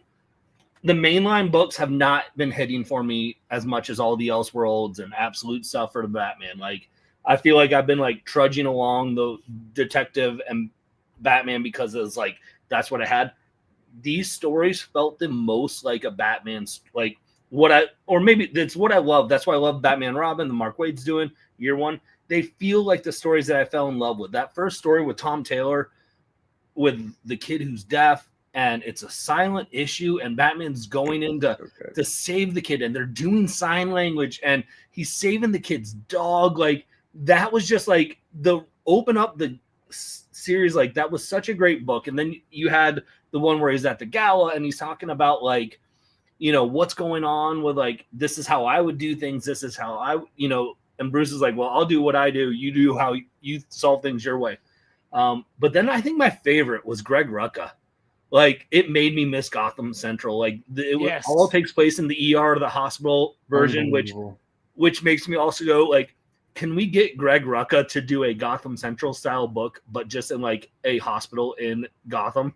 Like, because that story, I read that and I was like, this is fantastic. I want more of this story. And like, how would doctors and nurses interact in a hospital in Gotham with like all this going on? And start writing it right now. Right? I'll start writing it right now. Oh, that was so like, and you know, and then you had Dan Waters like to end it with him just having a little short story of stuff going on while he's just falling down through, you know, an act. Like, that felt like, it felt very like just throwback to the olden days of Batman, like short stories that were really good, really compelling. You could give this issue to anyone who's like, I'm not reading any Batman because it's overload, and I think they would enjoy this issue. So, you know, a lot of the big two like to do these anniversary issues. Yeah, you know, we're getting close to Amazing Spider-Man 1000, which I guarantee is going to fucking suck. But this Detective Comics really did it right, dude. You had the main team do a book that had something, or do a story that had something to say. You had other creators who have had work on this character, like Greg Rucka, do something and have something to say. And then you had the dream of my life, Dan Waters and Bill Sienkiewicz working together. Get the fuck out of here. I loved it. I thought it was amazing. I thought it was great. Nick, what do you think? Didn't read this one. Yeah, I'm not on detective. Did you know that Dan Waters and Bill Sienkiewicz did a short story in this No, I had no idea. No. Detective has been off my radar for a while now, honestly. So no, I haven't. Well, did we just sell you with Dan Waters? Just get this issue. Just go. Yeah. No. Yeah. I'm totally like. You don't even. Yeah, read it. Taylor's Detective Run has been good. I will say, the all-in Tom Taylor Detective Run, I've enjoyed it. But you can just pick this issue up, go to your store, get it, and you'll enjoy it. That being said, I love the Tom Taylor run. So I do. I have like Tom Taylor's run on it. Yeah. Yep. All right, Nick. Well, read it. We're looking forward to it. Eric, what do you think? Did you read it? I think the level of encouragement on Nick's face is just beautiful. I love it. I'm sorry, Bill Sienkiewicz and Dan Waters. That should have been a long. You do this FOC show, right? Don't you, Nick? Nick, don't you do this FOC show? Yeah, Nick. Yeah, Eric, where were you on that one? You didn't notice that Dan Waters and Bill Sienkiewicz were doing a story together? No. Greg Rucka doing Power Fantasy story in Gotham? Come on. He was busy fucking rereading some Power Fantasy or some shit like that. I see Taylor, I see Rucka, I see Tamaki, I see Water. I'm just like, oh my God. Okay, yeah. I missed it. It's so good. I missed it. All right, Eric, what about you? Did you read it? I did read it. I was bullied into it by Stu, but thank you, Stu, for bullying me. You're welcome. You're welcome. This is why you're everyone's favorite, Stu. It's true. It is true. Yeah, no, I enjoyed it. It was a really good anthology type of issue, right? And it draws on a lot of creators that if you don't love them, like, come on, you're doing it wrong. I mean, it was a great issue. I don't know. It's nothing that I struggle because I think about books that, especially ones that we talked about tonight and we've talked about throughout the weeks and months and years. And it's like, is it one I'll go back to? I don't know, maybe. But it was a really good read. You think some asshat in the 80s thought this about Batman number 400? Maybe. I don't know. Yeah, I believe so. But but it's like out of all the anniversary anthology issues that we get in comics all the fucking time, is this not one of the better ones? Yes. Yeah. I was a little bit okay. Here's the thing. He doesn't want to agree with us, Greg. There's a fucking There's a power. I bet if we read divide Power here, Fantasy, man. he'd say this is a great one to come back to. I'm afraid Bill is going I to be thought the mad Power at me. Fantasy issue 25 was a way better anthology and celebratory issue. Okay, I thought that Why we gotta bring Sinkevich's Power portion Fantasy of the into it? book felt a little bit off. I felt that it was a little bit off. I didn't enjoy it as much as I thought I was going to for the Dan Waters and Bill Sienkiewicz. That was the reason I wanted to read this book and get the book. And I was think okay. that's a fair critique. yeah, it felt a little bit. How did Greg Rucka Off. feel for you? That was a good one. Greg Rucka's That was great, man. incredible. Okay. That was Greg Rucka's incredible. awesome. Yes. So we're right back to it, right? Like, yes. there we go. That's all. It's just weird. It feels weird saying Bill Sienkiewicz and not being like, oh, mind blown. It was Yeah. amazing. It Bruh, changed I my just life. hope this is the start of a Dan Waters, Bill Sienkiewicz collaboration that eventually leads to at least 25 issues of the Spectre from them. Oh. Could you imagine that? Let's go. Yeah. I just hope Bill Sienkiewicz watches this episode. DC, you can have that idea for free, by the way. Dan Bill He Sienkiewicz on the hears you say Spectre, that. 25 issues. Let's go. Don't put that evil on me. I didn't want to say it, but I got to be honest. All right, that's fine. Stu, what about you, man? Did you read it? Yeah, read it, loved it. Yeah, I think I agree with what Greg said about just giving it to a random person that wants to get interested in Batman. I think it definitely accomplishes that task. For me, the highlights were the Taylor story with the deaf kid, and which I thought was incredible. Mikkel Haneen's artwork and that was just fire. And The then, best yeah, work of his dude, career is on this detective run, I think. Dude, the Greg Rucka story was something special, and that was a great call to. And then they give us this Gotham bullshit Central, heist like- fucking Ocean's 11 wannabe from Greg Rucka and Nicola Scott. What a waste of talent. the Cheetah Cheshire joint? Yes, what a waste of fucking talent, man. Nobody Dude, mentioned that tonight. feel I'm just you. gonna say No, Well, you still have your pick, Robbie. So it's not this book. Trust me. I'd give Greg Rucka like a lifelong residency at DC if I was them. But yeah, I don't know. It was dope. I do gotta echo what he said about Sienkiewicz and Dan Waters though. That wasn't everything I wanted it to be. It was dope, but I don't know if it met my high expectations. That's what drew me to the book. I don't know if it checked every box. Did it truly check every box for you, Robbie? Like, were you finished that one? You're like, man, that's fucking Dan Waters and Sienkiewicz. That's what I thought it was going to be. No, but I feel like after this, they can work together again and make a really great 25 issue run of the Spectre. and this is just the start of it. This is the beginning of a beautiful friendship. Yeah. Fire, yeah. See, All this is right. the problem with so many Batman books, though, is that like I get stuck in my head playing the comparison game because we have 7 freaking titles, and I'm like, well, is it the best Batman this week? Is it the best Batman this month? It's like, Well, and that's the think about problem. It's this, like it's man. all Dude. good. Dan may not have even realized he was writing the script for Bill Sienkiewicz. Well, that would Right? suck if that were the case, but yeah, I guess it's a reality. Yeah, I'm just saying that's a reality. But I mean, I liked it. It's not one of my favorite books of the month, but I do think it's really solid, and I thought it was good, and I was very excited. So, Greg, that's a good pick. Thank you. I'm on your side, bro. I appreciate you. Hell yeah. All right. Oh shit, it's my pick now. Fuck, nobody picked my second pick. Universal Monsters, Invisible Man, number What? 1. You bastard. Hey. James Tynan. James Tynan. So I was on the retailer call where this book got first announced, right? And it was on, I think it was on a different book. I don't even remember what it was. There's a retailer call for a different book.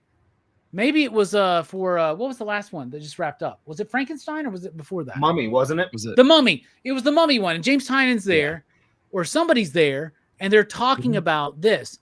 But I do know that somewhere I saw James Tynan say, when I found out that Image had, or Skybound had the Universal Monsters license, I said, I want to do Invisible Man. But they were like, we got to do Dracula first. He goes, I'll do Dracula. And he thought Martin was the best writer or the best artist for that. I agree. Yeah. Out of all of the Universal Monster movies, books that Image Skybound has done, the only one I don't really vibe with is The Creature from the Black Lagoon Lives Again, which is Dan Waters and Ron V working together. But it didn't work for me. But Frankenstein by Michael Walsh is amazing. Yeah. Dracula is amazing. Invisible Man. Holy shit. Invisible Man is a prequel to the movie. So H.G. Wells did The Invisible Man. I love it. But the Universal monster movie is a different beast. And this is a prequel to that, showing how much of a monster Jake Griffin is already Right. before he even becomes invisible. And I love the journey to that. Plus Danny's artwork. Get the fuck out of here. Even just the first few pages where they're just replaying a scene from the original Invisible Man movie, directed by one of the greatest directors of Hollywood in the 30s, James Whale. Like, when they're doing, he's all eaten away. And you get that double page spread of him. Oh my God, that's so badass. And then you flash back, do the prequel, do the prelude, do the origin story. Dude, I loved it. I felt like I was also diving into madness while I was reading this book. This book was amazing. I loved it. It's one of the best James Tynion books I've seen. And Danny, they absolutely killed it on this book. Nick, I know you've watched Invisible Man now. Watched and with you're you. welcome, because I believe that this may have helped you maybe appreciate this book a little bit more. What do you think? Oh, it absolutely did. Yeah. I mean, like, so Tynion did such a great job with Dracula, taking the familiar movie, right, and then adding additional context to it. The Mummy did the same thing. If we just read Mummy just wrapped up a little bit ago as well, like following the Helen character and everything. Frankenstein was the same way. So like, I love that formula. Creature separated from that, right? They did a sequel, and that was not that they broke the formula. This one, though, you're absolutely right. Watching the movie gave me a lot more context on the hotel, the fight with the sheriff up top, running down the staircase with the different patrons down there and everything. So, like, yes, definitely watch the movies, then get into these books, or else you won't get as much out of them. But I just love the idea of taking what we already know about these characters in these films and giving us those, between the scene kind of looks or some origin stuff mixed in there as well.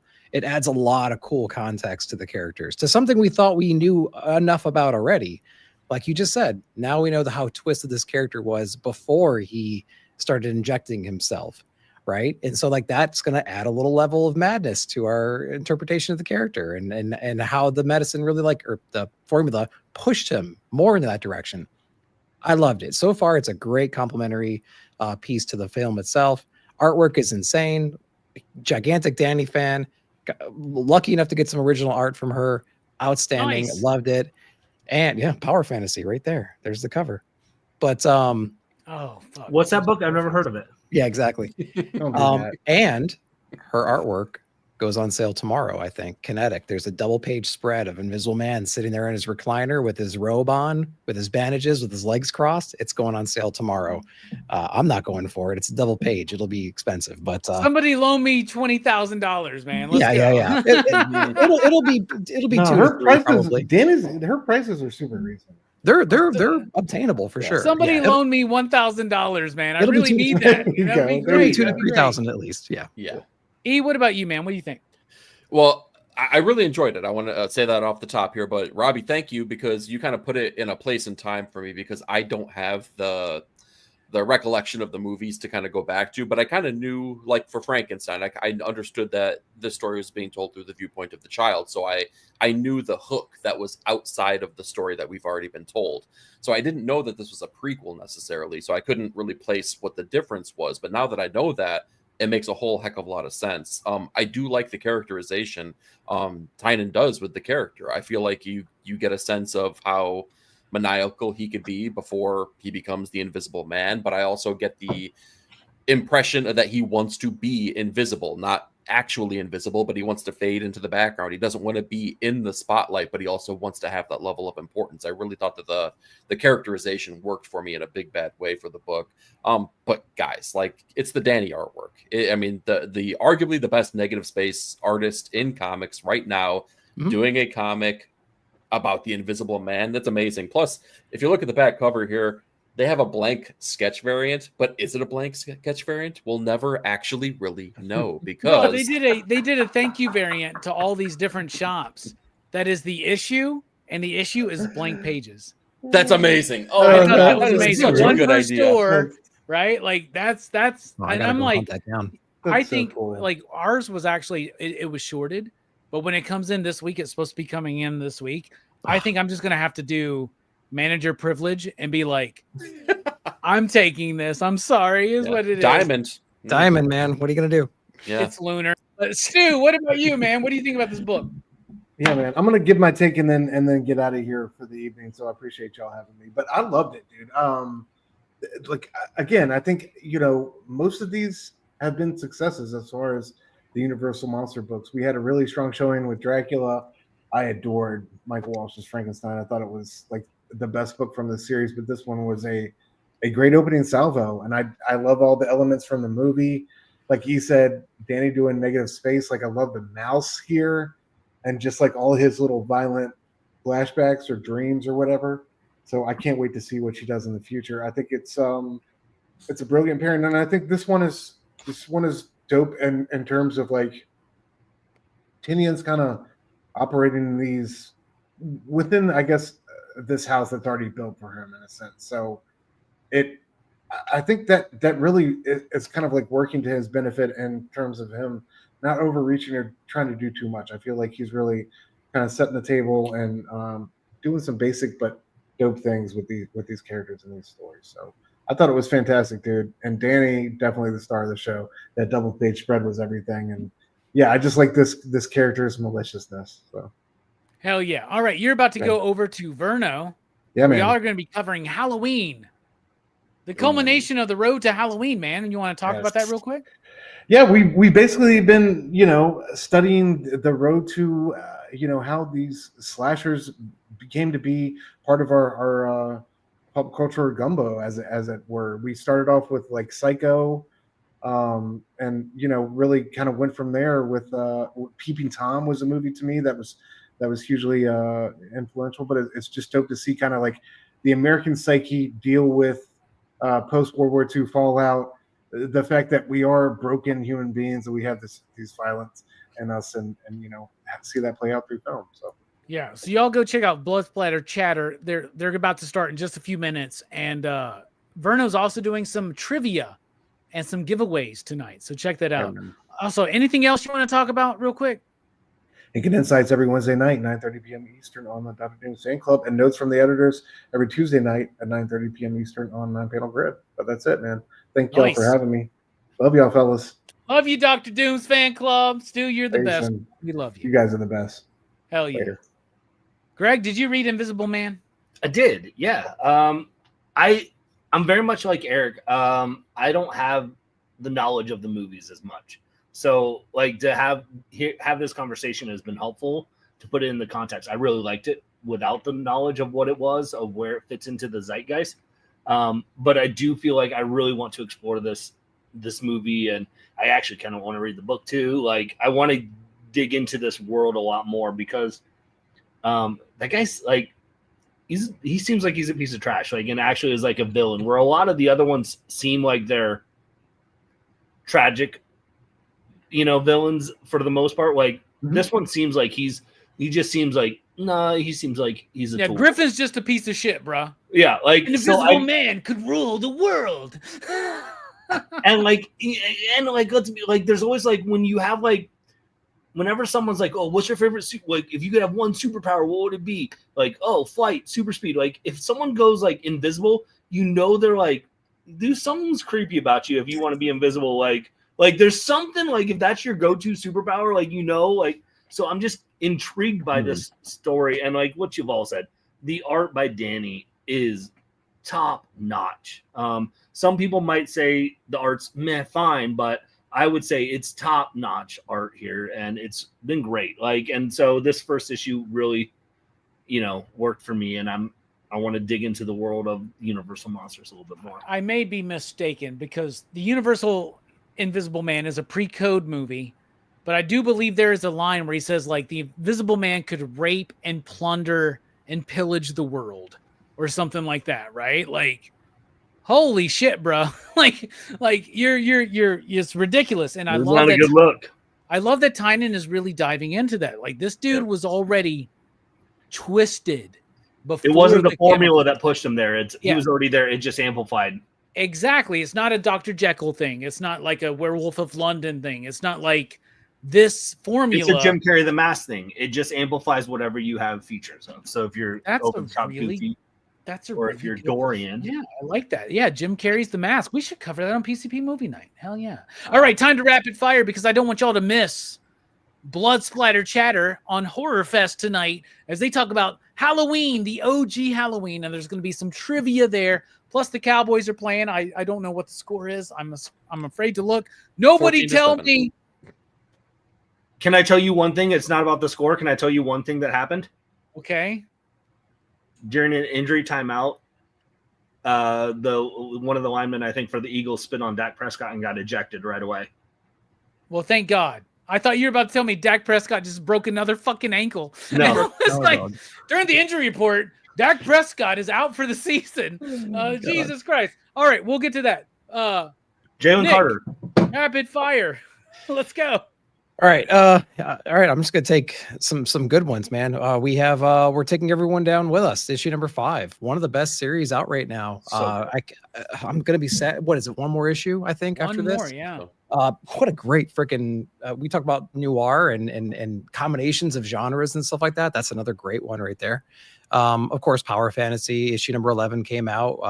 Epic conclusion. We thought it was the end, but it's kind of the beginning. And holy crap, the repercussions of that interaction are going to be insane to see very soon. Hyde Street issue number 8 was a great continuation to the series. I love these characters. I love the environment. They keep introducing new and sick, twisted characters like the surgeon and the front desk off workers and the nurses and stuff. What a great continuation there.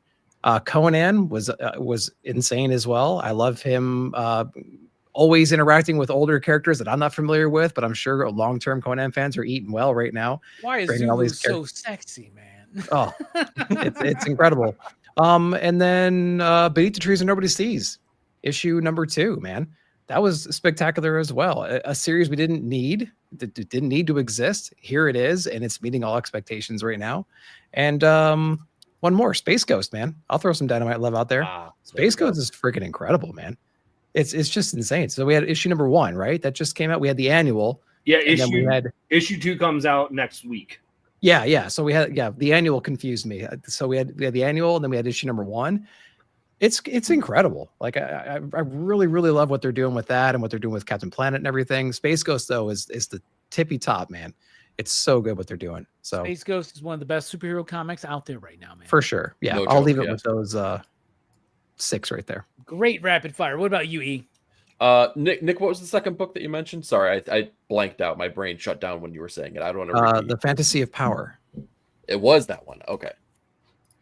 All right. So let's go with Batman and Robin, year 1. This was it's been a bat love kind of night. Why not keep that train rolling here? This one was great. I love that it was like kind of the culmination of Batman and Robin and Bruce and Dick really kind of being a team in both facets, but then the world pulling them apart and really testing the resolve of how strong that relationship has become. Let's see here. We talked about that one. Kaya, Prison Break. Holy shit, the Cowboys are up 14-7. Fuck, I looked. I'm sorry, y'all. I'm sorry. Go ahead. I wasn't going to tell you. I let it slip. I'm sorry. Kaya, the Prison Break. This was amazing. It is really, it's the ending of the arc, so it's really kind of been building all towards this. And it's the first time in all of the storylines that we've kind of really, it's been all about our characters and not who they meet along the way so much. So it's really cool. The character development in this arc has been fantastic. A major movement on that issue in particular. Yes. Where we go from here is going to be very interesting, but I also feel like I said that at the end of every single arc. This one more so, though. Lost Fantasy. I feel like not a lot of people talk about this. This issue was dope. I have praised the crime portions of this book. Really, this part was the fantasy tropes that they play with in this issue. Really kind of like they play well in that crime arena, but it does such a good job. This is like the Game of Thrones issue that we get where we're talking about lineage and heritage and some of the decisions that some of these background players make in their evil cabals. Really cool stuff going on here. Plus werewolf attack. That's always cool. And let's see. Let's end with. Oh God, I'm gonna say a second Marvel book tonight, but I'm gonna risk it. I gotta risk it. this one really, really surprised me.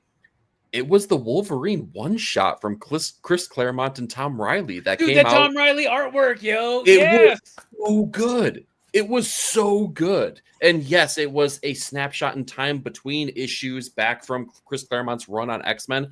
But man, it's the first time where Chris Claremont has come back for me personally that it felt fresh and it felt like something that was really exciting and it felt like it had a story to be told, as opposed to like the Days of Futures Past stuff that they've played with recently. This one totally killed it, but Tom Riley being on the artwork is really, really what made it sing. So I'll throw Marvel some love on that one. Do that more. Yeah, I'm glad you mentioned that one, man. Tom Riley's artwork was amazing.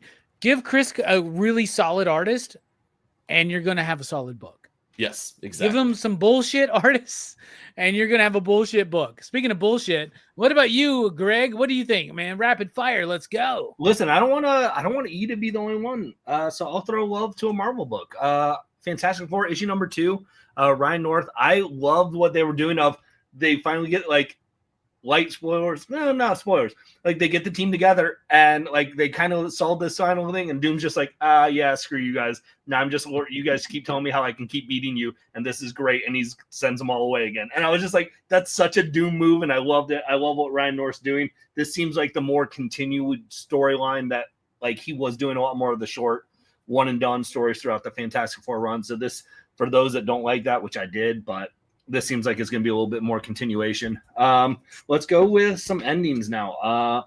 I really liked issue 6 of Bug War. I thought Jason Aaron's run on this was great. I thought the wrap up for this first arc, if they don't get to the next volume, they say they're going to, but you never know. Obviously, it was a satisfying story, but then there still is like, I'm like, I want more. I thought this is great, especially though, like it freaks me out because I don't like bugs and it's really gross, but I still enjoyed the story. I thought that was the best issue, man. I loved it. Yeah, I thought it was great. Again, let's go with conclusions. Issue number 4 of Los Montrose, Universal Monsters in an LA Confidential world. I thought this was a lot of fun. If you love LA Confidential, like this is that vibe just with Universal monster characters. I won't give away anything, but like it's 4 issues. It's great. I love that noir vibe. And let's stick with one. The Oni Press, Dark Regards, issue number 4. I thought this was a lot of fun as it wrapped up the story of Dave Hill's just the absurd storytelling that it is of just Norwegian death metal bands fighting this made up death metal band, and just like the shenanigans that happened in this issue 4 was fun. So, oh yeah, all right. For my rapid fire, I'll go with News from the Fallout, issue number 3. Nice. Jeffrey Allen Love, I guess is his name. What an amazing artist, using this silhouette style just to tell the story, like using so little to tell so much, but it's so much more to tell the story that way. Shredder, issue number 1 by Dan Waters. I loved it. I thought Dan Waters doing Shredder, really? Man, it worked for me. I'm all on board with TMNT right now, and this was a nice auxiliary thing. Psylocke, issue number 10. I'm sorry, I really like this Psylocke run. I thought this Psylocke run was really good. It had solid artwork, had a good story. Fuck, Marvel, you actually did it right for 10 issues. And now you're abandoning it.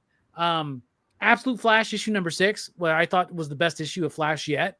Absolute Flash, where you get the origin of the Rogues in a way. And I really, really like that. Battle Beast, issue number 4. This book is just so stupid, big, dumb, gigantic, moronic, splendor, and fun. I have so much joy and exhilaration when I read this book. Absolute Batman, issue number 11. Why? Because these go to 11. And I love Bane, and I love this interpretation. And this might be one of my favorite books I've ever read that was illustrated by Clay Mann. I thought it was absolutely brilliant. Even though a lot of people told me it was too much of a fake out. Get the fuck out of here. This book was great. I loved it. Cul-de-sac, issue number 1. From Bad Idea, Mike Carey, and I don't remember the name of the artist, but the art is I don't know. The art is the selling point to me, but the story is solid, but the art is amazing. Different styles, different techniques. I fucking loved it. Issue number 2 out this upcoming week. Batman Dark Patterns, issue number 9.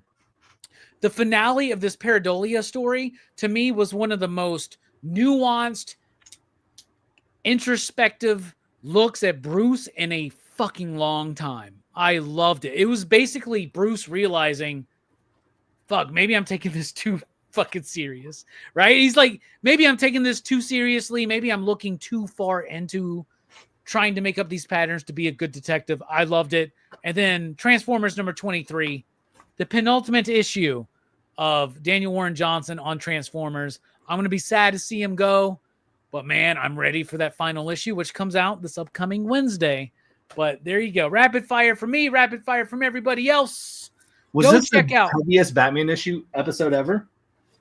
Between Rapid I don't Fire? know, man. DC does a lot of Batman. I know, but between Rapid Fire and this, that's like 5 books. We talked a lot of Batman. There's a lot of Batman. So go check out right now Blood Splatter Chatter for Horror Fest. They're talking about Halloween. They're doing some trivia where you can win a mask or a figure or some shit like that. That's super freaking dope. Nick, what you got coming up? Yeah, weekly reviews on Saturday nights. We also have the new newsletter for Ink and Insights that just dropped featuring Tony McMillan over there, Ink and Insights over on Patreon. It's free. You can jump on there. This is our 3rd quarter. 4th quarter is in the works right now. We're really excited for that. So thanks to everyone that's checking it out, leaving some comments and stuff like that. Go check it out. It's free. It's awesome. We put a lot of work into it. We're really proud of it. So yeah, thanks, man. As always, appreciate you. Hell yeah. Nick, I love you. Eric, Love you too. final thoughts. Had a great time. Thank you guys so much for allowing me to be part of this great show and talk about these awesome comics. In regard to what I got coming out here, Stu had mentioned it. Notes from the editors dropping every single Tuesday. But outside of that, you could catch one of a new thing that I tried to do with an art breakdown here, particularly on Chris Bachalo's approach. So check out The Controlled Chaos of Chris Bachalo that highlights one of his books from Nonstop Spider-Man that I had a lot of fun doing. I already forgot the other thumbnail that I sent to you, Robbie. Which one is that one? Oh, here we go. Notes from the editors. Yes, next week we're going to be going over 1986, the year that changed comic books. We're going to have a lot of fun talking about all the comics that came out that year and the impact that they've had on the comics that we read even today, right here, right now. Hell yeah. Greg, love you. Thank you for joining us. Final thoughts. What you got coming up? Absolutely. So I've got interviews coming up here in the future. I just can't announce them yet. So at this point, we'll talk about a couple past ones from this month. The first one, I had the Lawrence brothers on the show talking about their new Kickstarter that's coming out. The Kickstarter ended, but you can still back it if you're interested. Why do the Lawrence brothers still look so sexy, man? Did you ask them that? I mean, no, but he'll talk about his skincare routine on his podcast. So you can get that all I got to watch that and take notes, man. But no, so that was. I saw Joey in person like earlier this year, and this dude looks so fucking good for his age, man. Yeah. So having them on talking about the book, it was a lot of fun, kind of as they're going to look for lost child stars and things like that. And then it was last week I dropped my James Robinson episode. We talked about Los Montrose. We talked about all the stuff that he had at Dark Horse this past summer. Welcome to Maynard. His new book that just dropped out yesterday. The Adventures of Luminen with Phil Hesser on the art. So James is just putting out books left and right. So it was a lot of fun to talk about, and we'll probably have him back on after the Luminen series wraps up. You did talk about Starman with him, right? A little bit, not much. We really didn't, because I feel like everyone always has him talk about Starman. So we kind of leaned into his newer stuff right now. So if James is on my channel, I'll be like, all right, 1 hour on Starman, then you can have 10 minutes to talk about whatever else you want. Let's go.